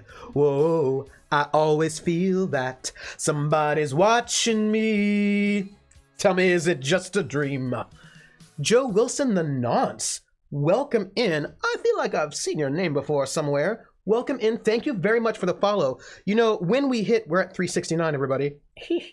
When we hit 500 followers, I'm going to do a stream of a visual novel in Pig Latin. The visual novel will not be in Pig Latin, but my speaking will be in Pig Latin. So thank you. Thank you. Striker City Mafia. No, I'm totally going to do a whole stream in Pig Latin. But there'll be subtitles, so you'll know what I'm saying. Or, Imwe oinge ute ude ewe imstre inwe igpe atenle, utbe erde ilwe ibe subtitle say, ose uye anke elte utwe imwe saying say. So, I mean, we can all create new accounts just to increase a follower count. Maybe. So, I like to do, rather than a location sandbox, I like to do motivation sandbox. So, what I think about it as, rather than creating the location and thinking, here are all the locations, the players will travel from location to location however they will, what I like to do is create people with plans. So there's a space and there are people with plans. And those people, the plans are not plots though. I think it's really important that when I create a sandbox, for me what makes it a sandbox rather than a narrative is that I, as a GM, don't have an overarching plot with a 3-act structure. Like, I don't think, here's the introduction, here's the rising tension, here's the climax, here's the denouement, that's what I'm planning, this is how it's going to go. I do that when I'm running a narrative game, but instead, artificial inflation is bad. But instead, rather than sort of doing a plot that I'm planning as the GM, what I do in my sort of motivational sandbox, whatever you want to call it, is that I create people or organizations that themselves have plans. So, as an example, let's say that there's a court And in this court, we have a king who is old, and the king is dying. And the king has 2 children. The youngest, the older son, who's a wastrel and a drunkard, and nobody wants this person to be the king, and the daughter, who is very capable and confident and competent. And the daughter is, let's say, she is set to marry the crown prince from a neighboring country that is always threatening to start war with this place. So what I would do when I'm doing a sandbox the way I do it, sort of motivational sandbox, is I think, okay, the prince, what is the prince's motivation? What does the prince want to do for the next time period? What does the princess want to do over the next time period? What does the master of spies want to do over the next time period? What are the main tensions that are happening in this place, and where are those tensions going? And so I have a sense of where all the people's motivations are going to go over time. And then we put the PCs in there. And then the PCs are going to do whatever they want. But the sandbox is not them moving to different locations, which they can do, I don't care. But the sandbox is about the tensions between these various forces and how the PCs interact with those various forces. But there's no necessarily beginning, middle, and end. There's no arc that I'm creating as a meta arc. It's the arc is sort of created by what they do in their actions. I plan it based on my player actions. I had 3 big bads and a bunch of little people who the players work with, and what they do influences the overall plot for them. Yeah, that's right. Battle Buddies. Hey, Sal. We're all here. We're talking RPGs.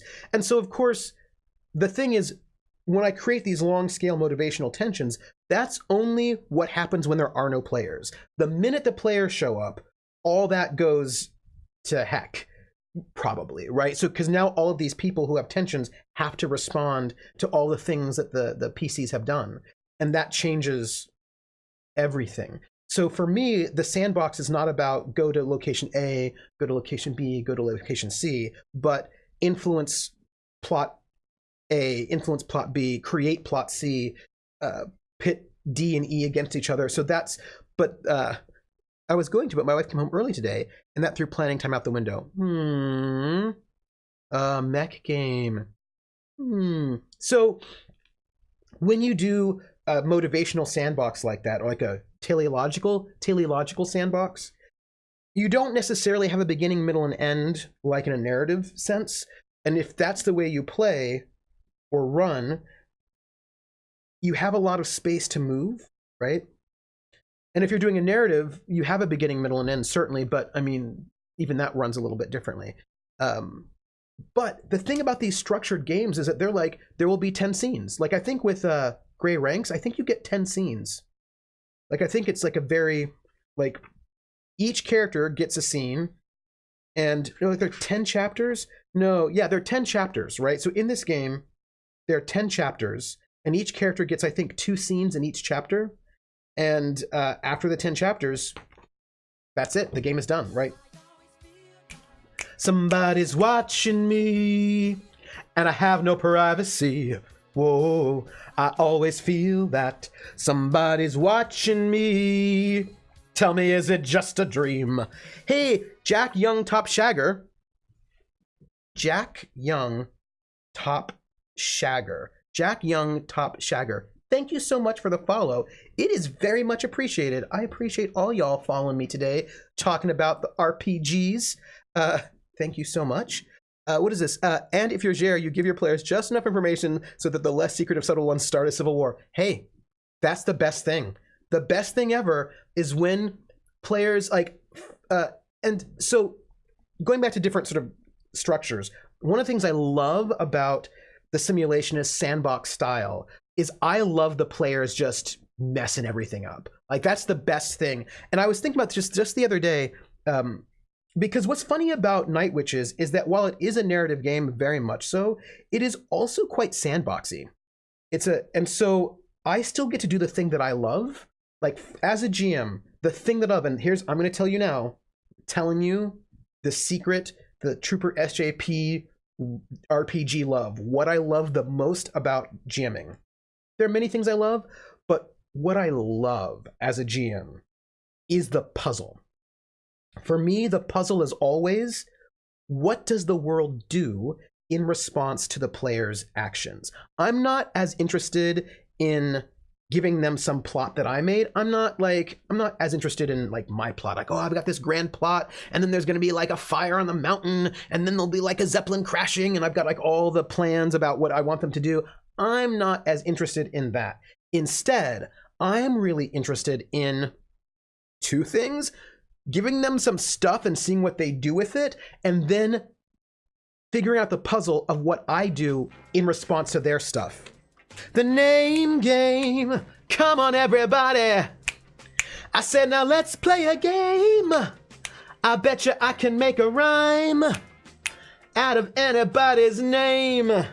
The first letter of the name, I treat it like it wasn't there.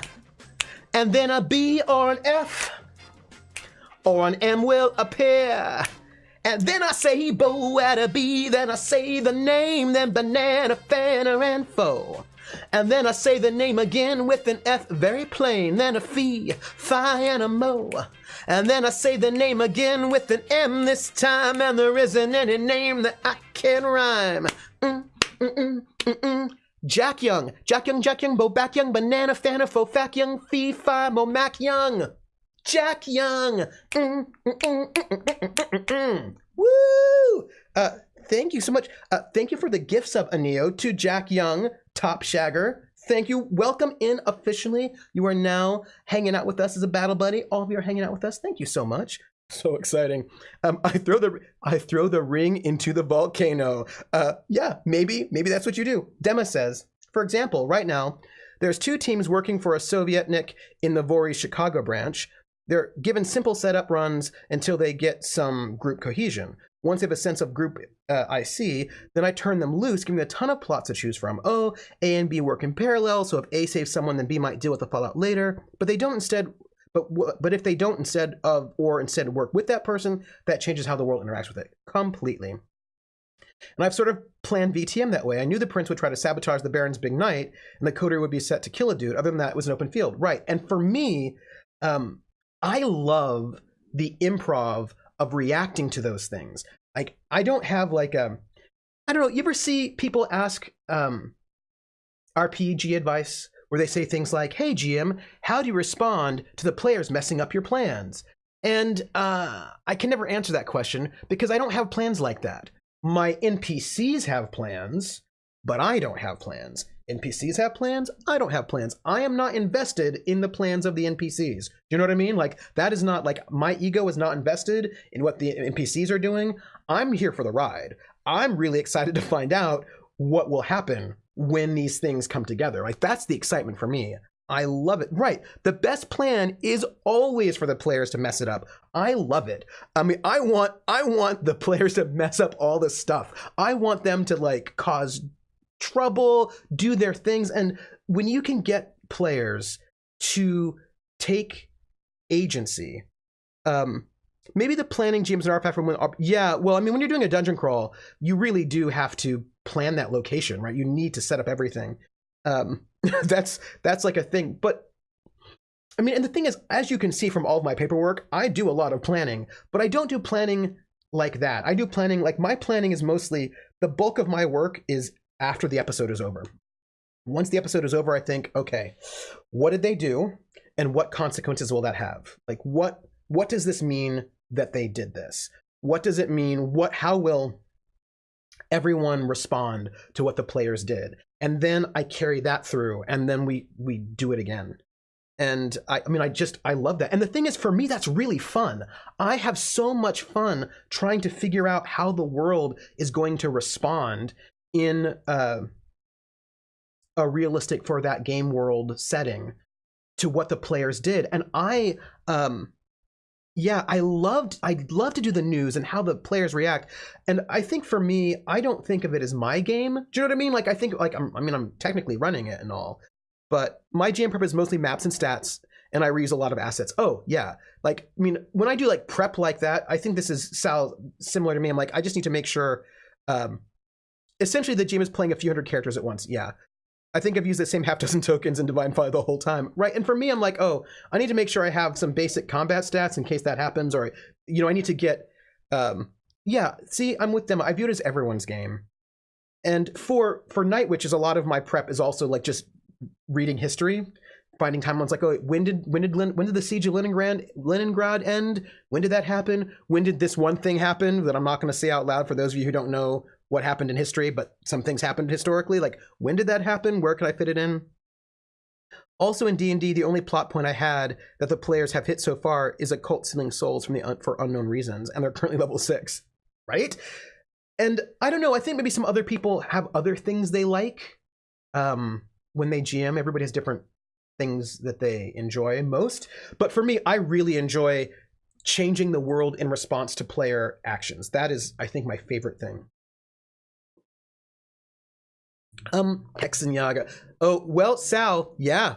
I mean, I'm just saying, Sal, that was a thing that happened. I'm just saying. That's my prep. And also, Stalin died and got replaced by a scroll, like I think in 2 months' time, we're out in game. I use the exact same tokens, no point recycling tokens if I can just keep a group of 6x6 tokens as needed. Yeah. There was also something else that I also really enjoy, which you got to see a little bit last episode. I like putting players in hard situations emotionally. Not, ooh, somebody's watching me and I have no privacy. Whoa, I always feel that somebody's watching me. Tell me, is it just a dream? Scott Ginger Nonce. We've got a bunch of nonces hanging out. We've got Joseph Wilson Nonce 92, Joe Wilson the Nonce, and then Scott Ginger the Nonce. We've got a whole family of nonces. I wonder if you're all related. Maybe. I just feel like the Nonce family really wants a stream in Pig Latin. That's my feeling. That there's a whole bunch of nonces who want some Pig Latin. When did the 588th go off mission to bomb the Führer's bunker until he shot himself? I feel like that happened a little bit later in the game, where they just were like, let's fly. That's the leading theory. So I love putting people in difficult emotional situations or difficult choices based on the characters they've made. 1944, that's when it happened. So and the thing is, that is not a thing you can do until you really know the character. And sometimes it's easier to get to know a character quicker. Sometimes it takes a while. But one of my joys, and it's not because I'm evil, I swear, is making players make hard choices. Usually for me, based on what is in their character sheet or their character background. Like, I want to take what they have given me as a core conflict, as a core sort of theme for them, and I want to give them something difficult and the purpose that I do this, no, wait, Dimma, listen, it's not because I want to torture them. That is not why I do it. I do it because I want to, it's because Schadenfreude, it's because these moments are what helps define that character. And I really like to put PCs in a situation where who they are is being tested and who they will be is being tested. I don't want to, okay, let me put it this way. There are, sadism is not evil if it's consensual. It's through our struggles we see who we are. That's exactly what it is, Dema. And the thing is, for me, when I start thinking about, when I do planning of like my end planning, like most of the time I'm just reacting to the world. There is not an English word for Schadenfreude. There isn't. We just use the word Schadenfreude. So I do not normally, like, again, a lot of what I do is reactive. Like, I've got plots from other people. Like, I know what Olga Barsukova is up to. And so I have plots the PCs have plots, but when it comes to me sort of thinking about what I want to do as opposed to being more reactive to the player's responses, I think, what can I do to help challenge this character so we can see who they really are?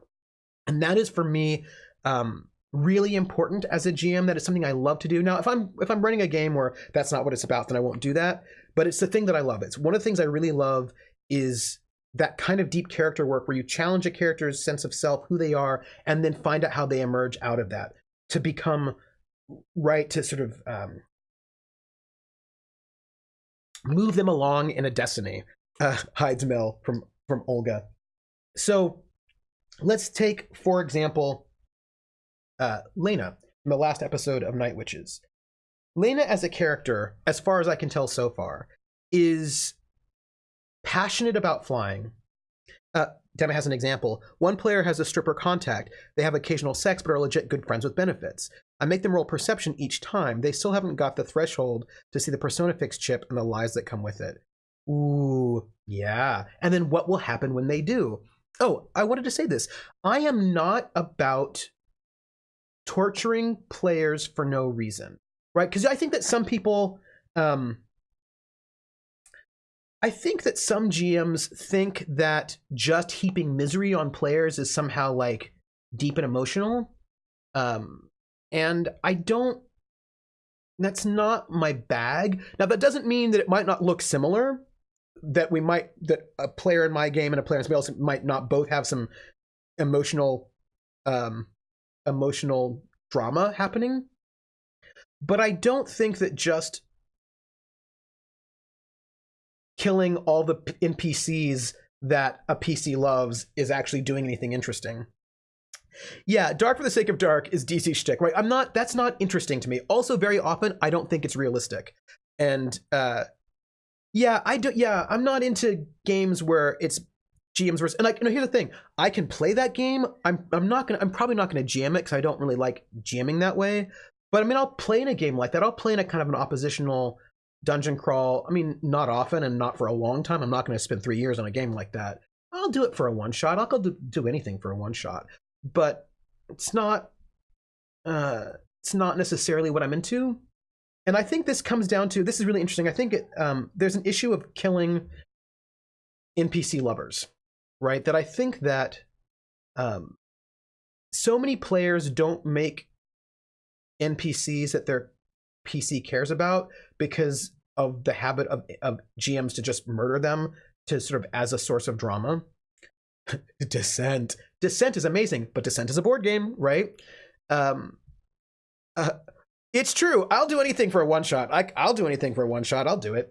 But I don't think that like, oh, you fall in love, now I'm going to kill that person. You fall in love again, I'm going to kill that person again. You've got a mom, I'm going to kill that person. You got a dad, I'm going to kill that person. You got kids, I'm going to kill that person. Like, that is not interesting.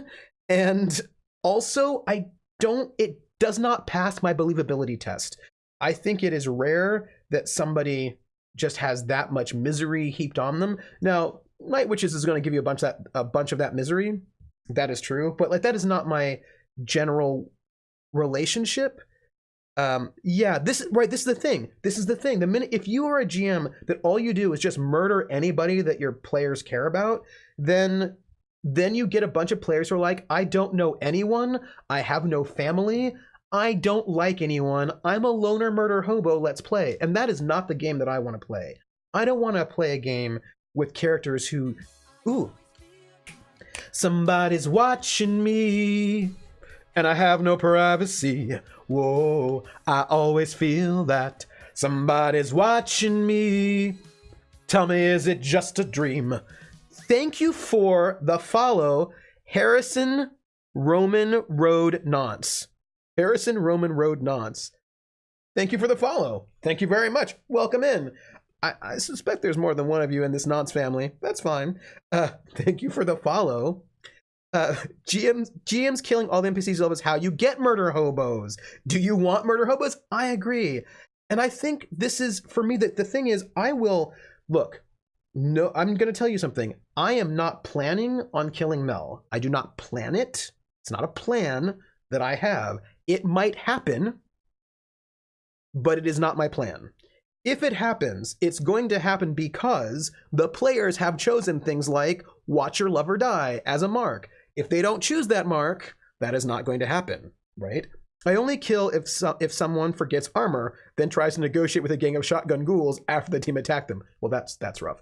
No, but even then, here's the thing. Let's say Lena chooses, even then it was the dice. It's the dice. let's say Shell Game, for some reason, has to take a mark and chooses the mark,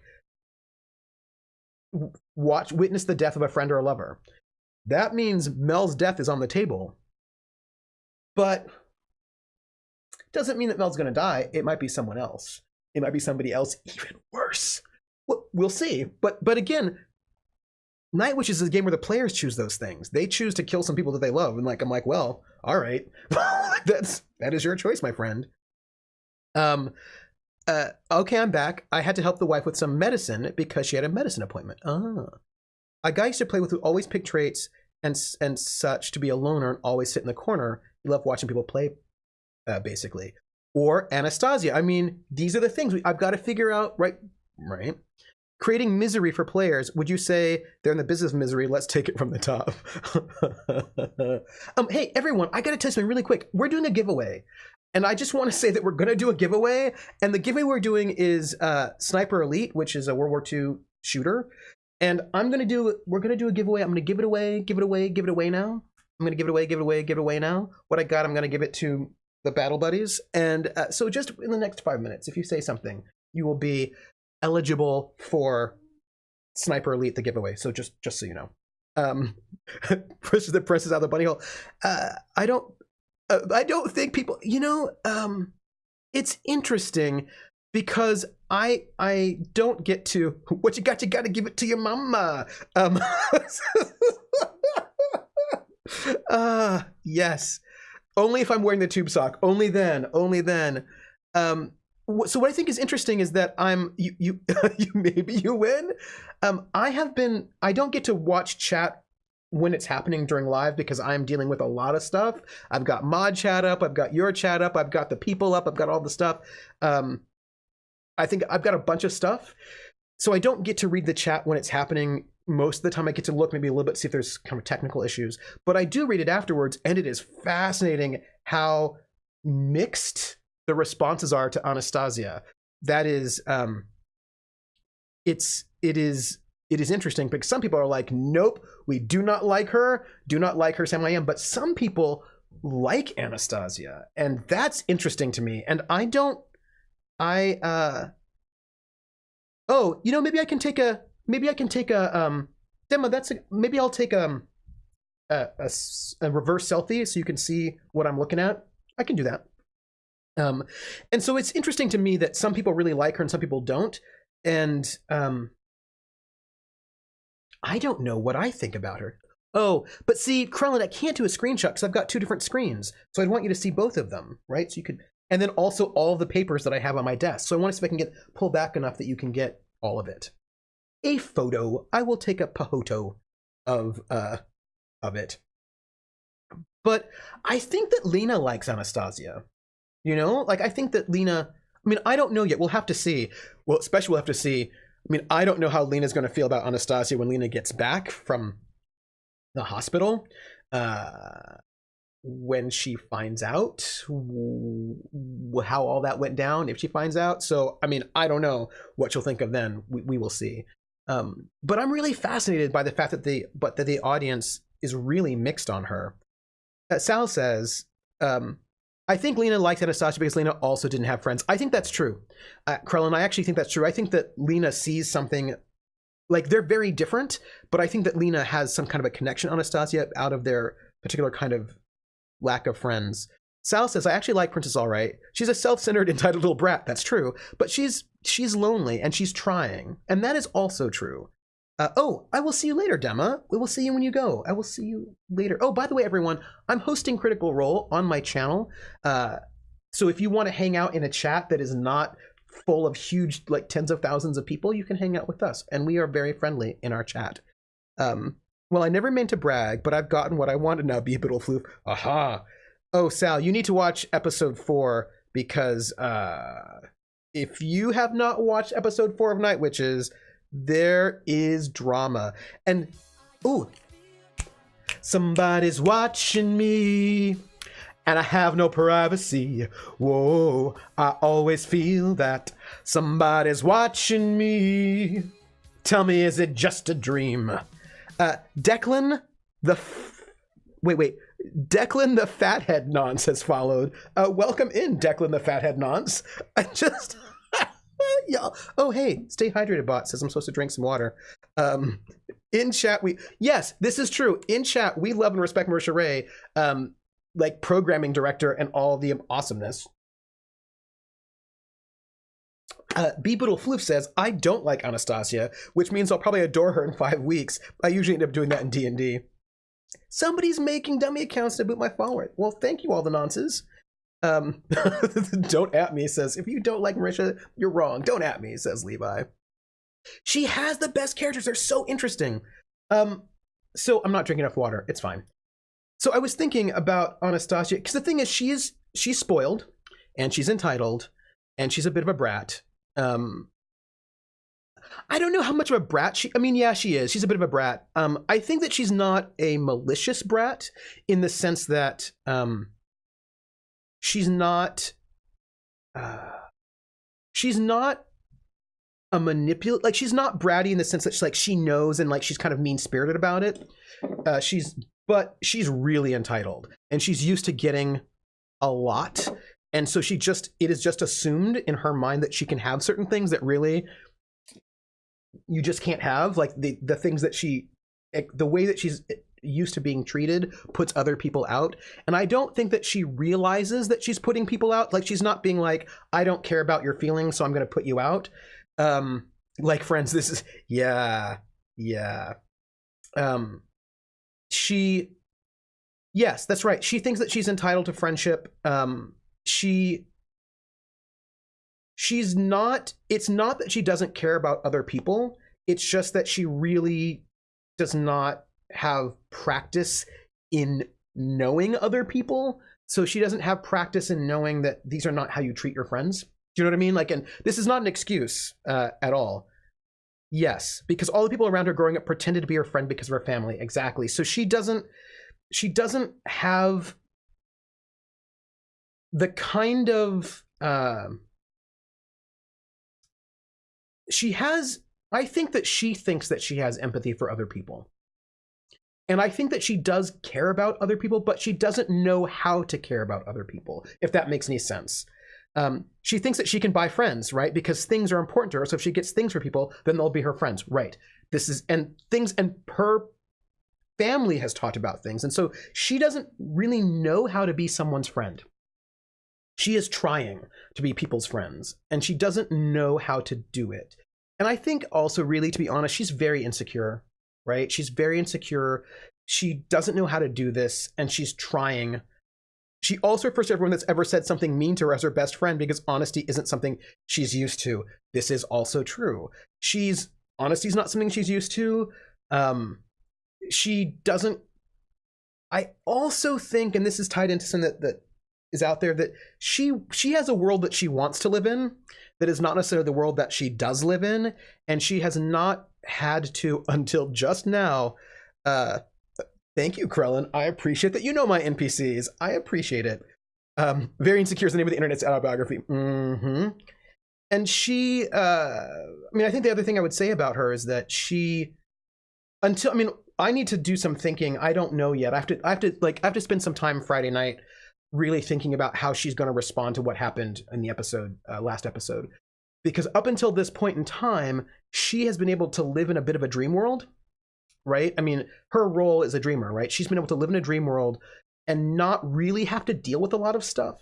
And here she comes to war, and she has been able to not, like, she's in it, but she's been able to sort of,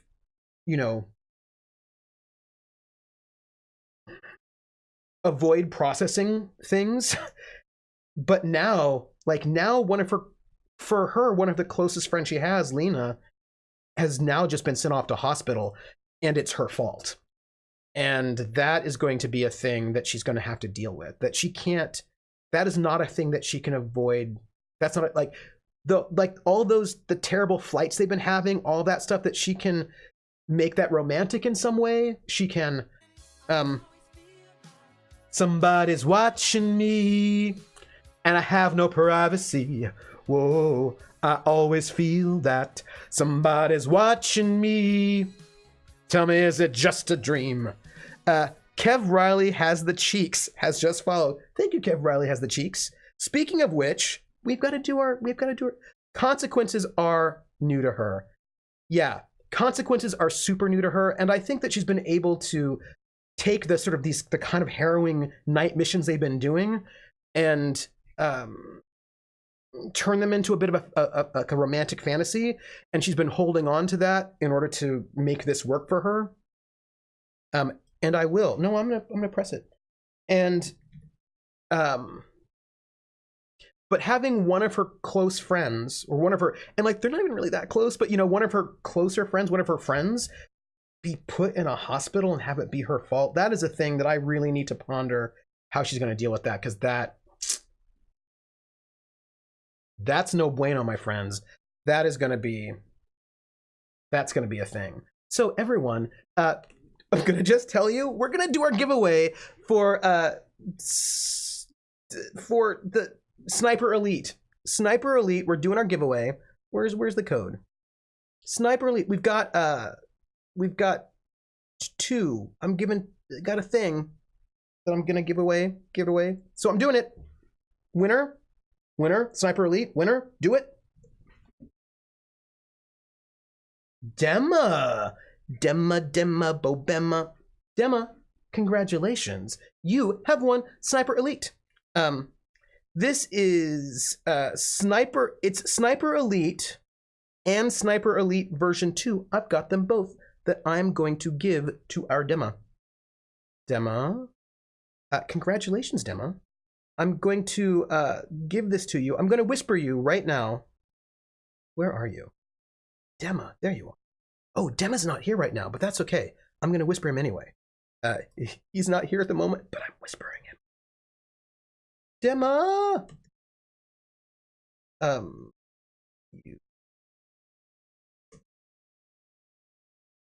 So I'm sending this off to him so he can have it.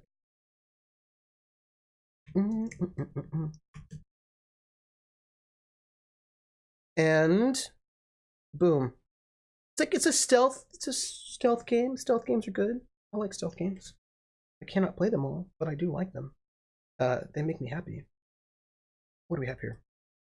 I am still going, hey Critwitch, welcome back in.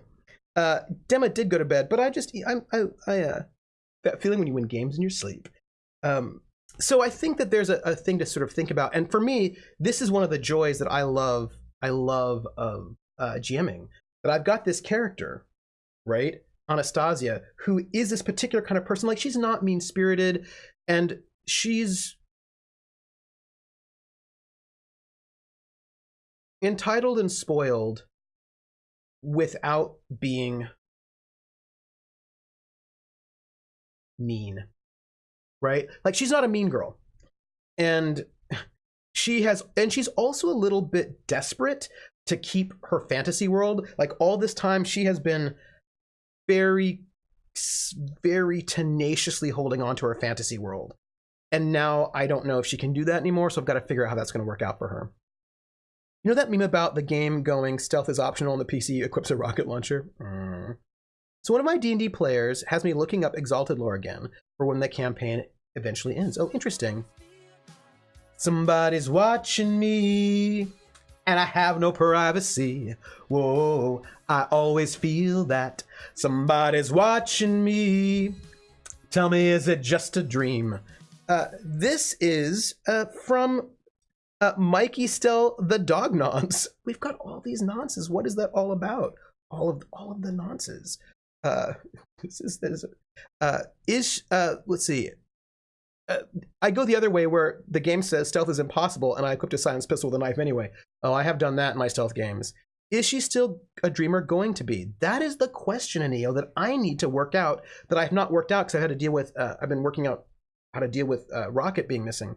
And that's the thing I have to like sit down and really spend some time thinking about her psychology and thinking about how is she going to deal with what happened. Now that you mentioned she being desperate, she doesn't come across as that, but subtle enough that it just clicked for me when you said it. Yeah. Nonce is not a nice word in the UK. Doesn't it mean stupid? Like, if you're a nonce, you're a stupid person? Like a like I didn't my understanding of the word is not, it's not a curse word, it just means idiot. I feel like someone's trying to troll me with the bot follows. You may say I'm a dreamer, but I'm not the only one. So yeah, no, B Boodle is Adult Swim Too Many Cooks. Am I wrong on that one? Because like my sense, I watch a lot of EastEnders. Is that it's just a sort of means really, huh? I just thought it meant an idiot. Well, that's interesting. Huh? Really? See what happens? Hey, you. Oof. So, oh, thank you, Control Freak. I am. That is correct. I'm thinking of Numpty. Yeah, I'm thinking of Numpty. Thank you, Control Freak. Yum Numpty. Thank you. That is what I'm thinking of. Yeah, Numpty. Yeah. That's what I was thinking of. Huh. Hey there, rando followers. You know, you're doing your thing. Just think about all of my family of followers. Just think about what you're doing. Ponder yourself. Think about the choices you're making in your life, what you do, why you do it, what kind of energy you want to put out into the world, how you want to be with other people. Just ponder it. Think about it. Thank you, B Boodle, for letting me know, because I didn't know. But whoever is my serial follower, thank you for putting in the follows. That is nice of you. I suppose I will just say, just think about it. Yeah. Think about what's up. Yeah, you know, we're all people here, and we're all kind, good people, and think about what kind of person you want to be in the world, and what kind of person you want to be in relationship to other people and other communities. And I can't tell you how to live your life, but I like to make the corner of the world that I'm in a nicer place for other people, a kinder place for other people, a safer place for other people, a place where people can feel comfortable and relax. And I mean that for everybody that I encounter. And Sal, don't listen to Sal. Don't listen to Sal. His reputation is greatly exaggerated. Yeah, so I just think, rather than getting a rise out of people or any of that, just think about what you're doing and what you're putting out there. That's what I would say. Yeah. Anyway, I love that we got some UK folks here. Hey, UK folks, do you watch EastEnders? I watched a lot of EastEnders back in the day. Okay. Anyway, so big thing, I've got to sort of figure out what I have to figure out what Anastasia, who has been so desperate to maintain the fiction that she lives in, what she will do. And be Boodle, be kind to yourself too. Everyone, you have to be nice to yourselves. And I don't know. And actually I will tell you all, as my fellow battle buddies, I really don't know yet what's going to happen with Anastasia. And partly I think one of the reasons why I don't know is because I don't yet know how people are going to react to her. And here's the thing, Titania's not going to be here next session. So that one character out of the group that we have who would be more inclined to be kind to her is not going to be there. We have Irina, who threw her against a wall, and we have Nick, who does not like her, who is disgusted by her. And just how desperate is her fantasy. This is, I mean, so I need to find, basically, I don't think I can know. I don't think I will be able to know how Anastasia is going to be until I see how the section responds now that Elaine has been taken away. Like, how will they respond to her? I have a sense of what her initial reaction will be, but I think a lot will really depend on how people respond to her and how they treat her and what they say to her. But I will tell you this, she's afraid right now. She is scared, and she is feeling overwhelming guilt, but she's also scared. I mean, one of her good friends was just taken away in a creepy truck to go who knows where because she was sort of outed herself as a lavender woman, and Anastasia is thinking that she might have those feelings too. Like, it's a scary situation to be in, and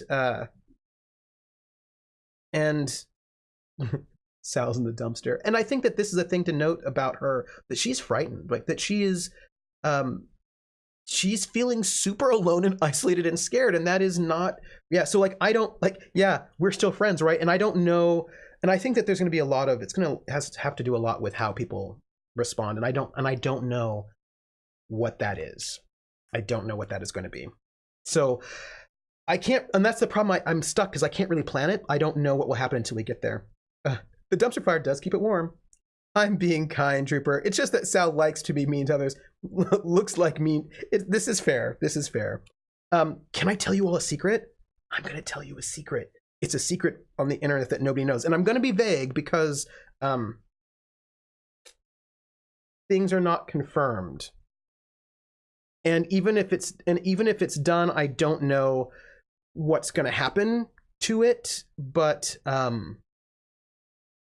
I have a possibility, a Night Witch's possibility, which involves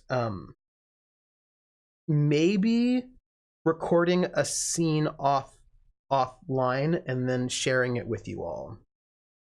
So we'll see. We will see. There's just a possibility that might happen, and I don't know if it will because logistics and all that, and even if it does, I don't know if it'll go somewhere, but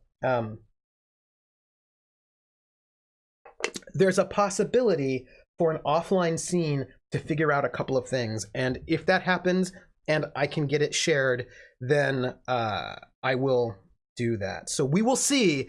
I cannot say, but one of the reasons why I hope to do it is because those of you who've heard me talk about the French Resistance game that I want to do, one of the things that I really wanted to do in this French Resistance game, maybe Ger, maybe the scene has something to do with Lena. I'm not confirming or denying, but it is a possibility. But somebody's watching me and I have no privacy. Whoa, I always feel that somebody's watching me. Tell me, is it just a dream? What do we have here? We have Safk Seaburn Casuals. Thank you for the follow, Safk Seaburn Casuals. Thank you very much. Thank you. Welcome into the academic foxhole. It'd be super heartbreaking if you made Anastasia self-isolate herself from the group as penance in a way to build walls between her and others. Maybe see, this is the thing, and I think, and I really need to find out how they're going to respond to her, and that's the big question, because straight up, she's really vulnerable right now. She's very emotionally vulnerable, and I don't know. And her general response is to try to reach out, and we will see what happens. I don't know. I really want to find out. I'm really excited to find out what will happen. But Lena and Titania are gone for next session. Those are the two people who are the nicest to her, and I don't know what will mean when she has people, one person who won't know her at all, and two people who are not that nice to her, what that's going to mean for her. And I don't know. We will find out. Yeah, so I'm a good Razor. Yeah, I remember Razor. That was good. Trisha Helfer, such a good actor. So I know I really want to find out what Maggie's character is gonna how Maggie's character is gonna react to.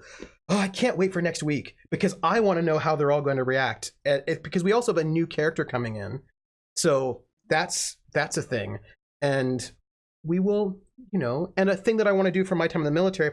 I hope we'll have time for me to do this stupid, ridiculous thing that happened when I was in the military, because I feel like these stupid, ridiculous things happen, and I want to share them with you. So I hope that you will appreciate that. That is something that I am looking forward to. We will see what happens. Yeah, so that's, but I will also tell you, I'm sad about Sarah Rabinovich dying because I really liked Sarah. I thought she was great. She was one of their navigators, and she was, I liked her. And, and now she's gone. She's dead. She died. She was marked all over the place. Died multiple times. Head, shrapnel, badness. I threw a 500 yen piece at one of my NCOs, hit him in the glasses, and knocked that lens out. Oh, did you really? Oh, Sal. They have too many navigators. They do need more pilots. That is true. Yes, they do need more pilots. That is fair. Luckily, Anna's character is good at piloting. So they'll have Anna and Irina who are good at piloting. And, well, right now, I think they have a bit of a lack of navigators, really. I don't think Titania's really specialized in navigation, and Nick is really specialized in luck. So I think they might be having a little bit of a, I think navigation will, because, Titania is not good at navigation at all. She's got -1 in skill. So I think really that leaves you with Nick to be the navigator, but I think that she's not super optimized for navigation either. So yes, stupid things that happen when you're in the military. No. Yes, I really did that, though he asked for someone to spot him some yen, and it was completely accidental. I get it. You know what I don't have on me? I don't have my keys on me. My house keys, but I have a challenge coin on my house keys. They're not poorly built characters. B Boodle, are you going to bed, B Boodle? It is late over there in the UK, so respect, sleep well, sweet dreams. And I will see you, I think, on Saturday when I will see you on Saturday when I won't be streaming on my stream, but there will be the big fundraiser on Geekspace TV, and so I will see you there. So Tony's not good at planes. I don't actually know. Oh, I still have all my challenge coins. Most of them are actually in storage, but I always have one on me. But I can't find my dice, but that's fine. It's, yeah, I will see you for Night Witches. And hey, B Boodle, it was so nice to have you here. And thanks for giving me like the heads up. It is much appreciated. Go to sleep. That's what I have to say. Go to sleep. Yeah, do that. Oh, hey, Colonel RPG, hold on. No, Colonel RPG, stop it. Wait. Jer, I think you know the commands better than I. No. It's fine, Colonel. It's just that we don't let people who are not regulars do it. But I think, oh, good. Jer knows the command. Colonel, you are now allowed to post links as much as you like, to your heart's content. Thank you, Jer. Ooh, uh-oh. Single caterpillar, cool cat. Love it. Thank you for the clips. I appreciate them. What did I want? Oh, so this is what I wanted to tell you. This was about, wait, I just even lost my train of thought. Where were we? Oh, Night Witches, challenge coins, poorly built characters. That's what it was. So this is what happened. In this game, right, in Night Witches, you have 3 stats: guts, skill, and luck. You actually have a 4th stat, medals, but that's slightly different. And if you are, what you can do with those stats depend on what rank you are. If you are a sergeant, which is the lower rank, you can have a total of +1 spread throughout those stats. So you could go 0, 0, +1, or you could do -1, 0, +2, right? So that's how you can organize yourself. If you are a junior lieutenant, which means you have rank, then your overall has to be a 0. So because Titania is a junior lieutenant, her stats are worse than all the sergeants. Everybody else is a sergeant. So they all have better stats than she does, but they don't have rank. So she has rank, which means she gets a lot of leeway and, leadership and all of that, but her stats are not as good. And I believe she took a -1 in skill to get a +1 in guts, which theoretically makes her more of a pilot than it does a navigator as well. Oh, hey, do you want... Okay, look, none of you are in my cast, right? So can I give you a secret that you will not tell the cast? Don't tell the cast. I assume that the cast does not watch my stream, so I feel like that's okay. See, I was going to take a jab at Zeke for being poorly built for a second, but then I realized he's been full on ninja recently. So I want to share with you a secret that you can't tell them, and I know they're not watching my stream, so I don't think... Okay, good. All right, here. Look. Let me get my box. Here we go. Sorry about that. I've got a weirdness on my headset. I'll just survive it. So this is my box of stuff, right? So I have my my pilotka. I also have my Soviet belt that I wear with my tunic. So here's the thing. I know you were joking, Volpez, but I'm that kind of wait, Sal, you're Sarah this whole time? That makes so much sense. Now everything makes sense. Is my sound is not weird for you all, right? I assume not. Okay. So Night Witches, doing this show has been very important to me, and it's a system that I've never, that's like not my home system, but the concept's really important to me. Oh, good. It sounds weird for me, but I think that's just me. So I have something that I'm going to share that you can't tell them. So the game is really important to me.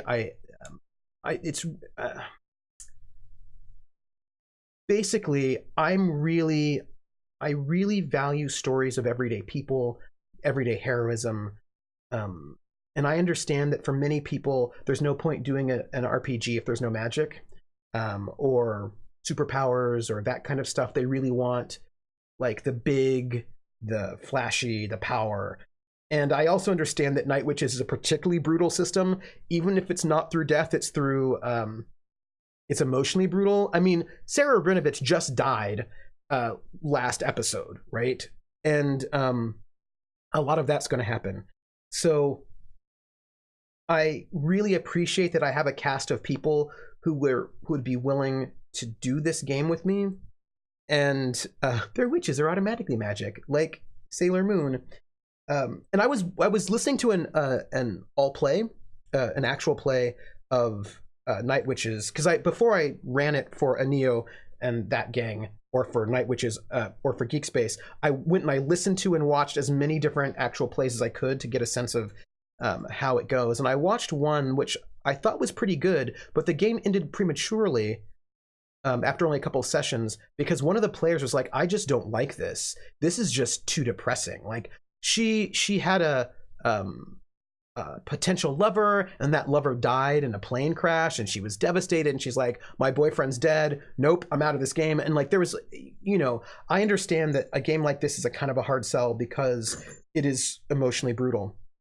So having these players who are committed to being here emotionally has meant a lot to me, and I wanted to give them a present as to thank them for being in the game and for giving all that they're doing, because they're really, they're giving it. Now, they're not challenge coins, and I told the players that I had a present for them. They don't know what it is. I said, hey players, I have a present for you that I'll give you at the end of the game. And their response was, oh no. That was their response. And I said, no.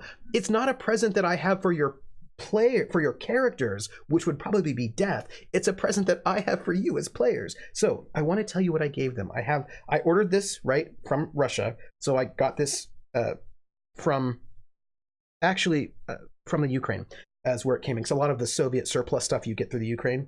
So I ordered these things for them, and once the game is over, I'm going to probably send it to them to arrive before the last session. So the goal would be that this would arrive before the last session, so they'd have it for the last session. So this is what I have for them. Are you ready?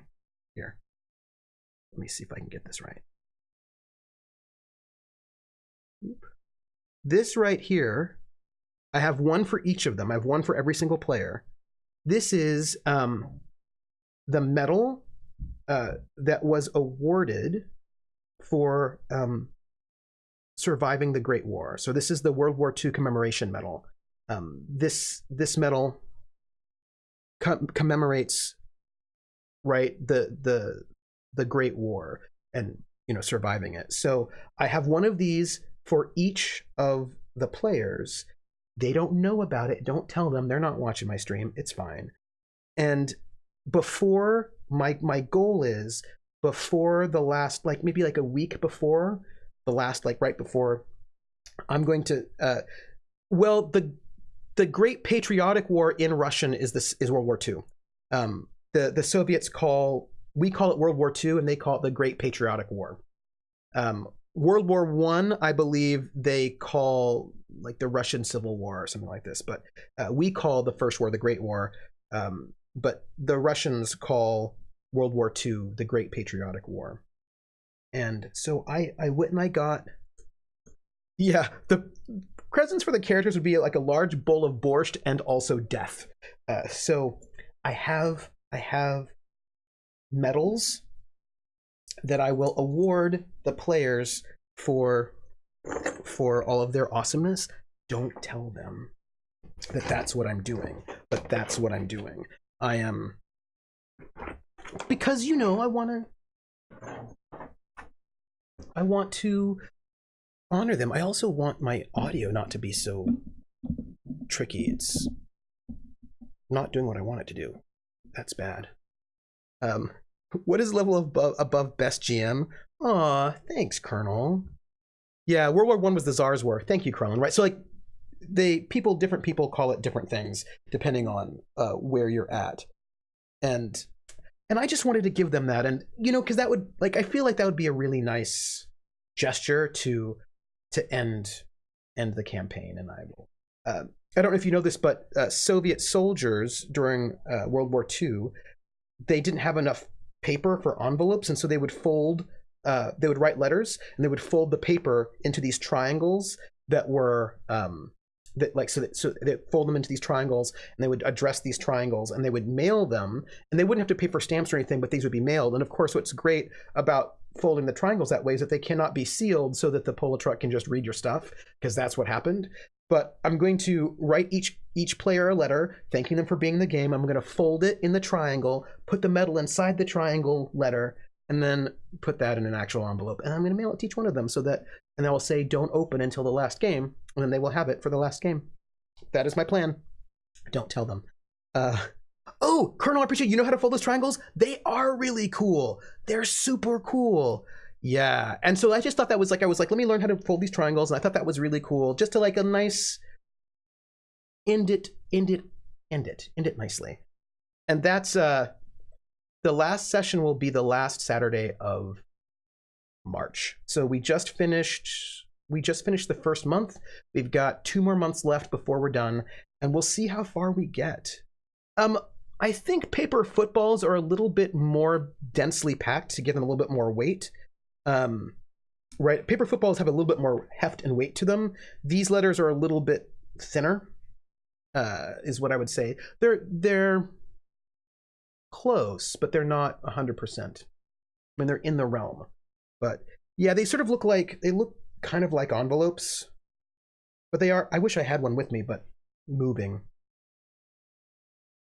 Yeah, they're so yeah, it's pretty cool. It's a really cool thing, and I'm going to do that because, you know, hey, Dodo Babe, how are you doing?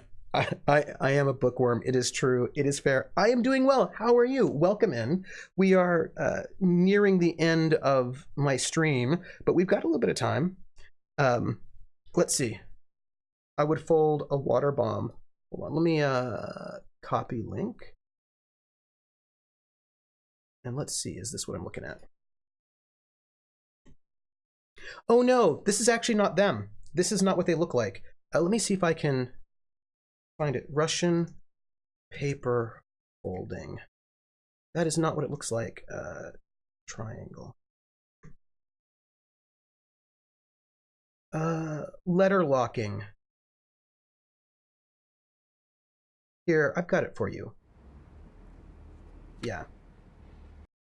Here, this is a link to the Russian, oops, cancel. The Russian letter locking that they did. There we go. There we go. No, we're talking about letters, Dodo Babe. That's I only use bookworm in fishing. So yeah, no. Is this the one? Let me see. Copy link location. Yep, yes, Vulpes. That's exactly what they look like. Yep, that's exactly right. Yes. So in World War II, the Soviet soldiers folded their letters in these triangles that look like that, and they would then send them off. And oh, that's entirely possible, Krellin. It's entirely possible that just chatting is where the trolls come. So it is possible. Hey, Dodo Babe, how are you doing? I hope you're doing well. Welcome into the Academic Foxhole. We are chatting about RPGs at the moment. We're currently talking about Night Witches by Jason Morningstar, which is a role-playing game set in World War II about Soviet airwomen fighter pilots who drop bombs on Nazis using World War I planes. And I'm not intellectual. I suck at books. That's cool. You know, not. It is fine. Everyone has their own thing, and that's also cool. I play League of Legends. League of Legends is cool. I like League of Legends. I don't play it myself. I tend to play a bit more sort of RPGs, adventure games, but League of Legends is cool. I hats off to all the League of Legends players. No, you know what though? Here's the thing. I've got a student who is also just not into books, and not everyone's into books. That is life. That I dropped out from Calculus 3 because I didn't. Hey, you know what? I didn't even take calculus. I stopped at trigonometry probably. I only had to take 3 years of math in high school, so I stopped at trig. I did not make it onto calculus, and that is also fair. No judgment. This is a judgment-free zone. People get to do their thing, right? That's it. Yeah. Let's be nice to each other. Come on now, be kind. Anyhow, so we were talking about these Soviet airwomen and this particular letter writing style that I'm going to do for my players for this game. Once I judged a girl and she was like, "No, I am not a bitch." Yeah, don't judge people. It's not nice, right? There's no need to do it. Life is too short. Life is too short to go run around. I took number theory instead of Calc. Oh, number theory sounds fun. When I went to college, I ended up taking discrete math, which I actually thought was pretty cool. Right? Yeah. You learn the hard way. That is fair. But that's the important thing, right? The important thing is learning, so that you do a thing and you're like, okay, that didn't work out. I do not approve of violence, right? That was not a good response. Hitting people is not good, but we learn. I'm sorry you were hit, but discrete math was super fun. I was like, oh, this math is super cool. And then I thought I feel like math in college is really different than math in high school. Math in high school I was not grooving on, but when I took math in college, I thought it was actually pretty cool. Is calculus not something you need to know when you want to study science? Well, I think you certainly do need calculus for science, but I also imagine that calculus is also about ways of thinking, right? That doing it, you don't do it just because you need it for science. You do it because it helps you in kind of higher level thinking. I learned stuff. I got married afterwards, and now I'm in an even worse situation. I'm sorry, Dodo Babe. I'm sorry you're in a bad situation. I hope you can do something that will put you in a better situation, where you can, because it's not good. Like being in a bad situation is no good. It's no fun. So if there's anything you can do to get yourself in a better situation, please do so. If that means getting therapy, seeing a counselor, couples counseling, anything that you can do to make have a better life for you and your partner, I hope that you can get that, because everyone deserves to be. I did not say to divorce her. I said maybe couples counseling, but it's important to do the things to try to make yourself and the people around you happier and be in a good space. I mean, you just go from like to 0 to 100 fast. So couples counseling is always a good thing. Counseling is a positive thing, and I recommend it in all of the ways. Math and cool in one sense. I only did see a little math in whole. I see you, Cher. I see you over there. So I think that is most of the stuff.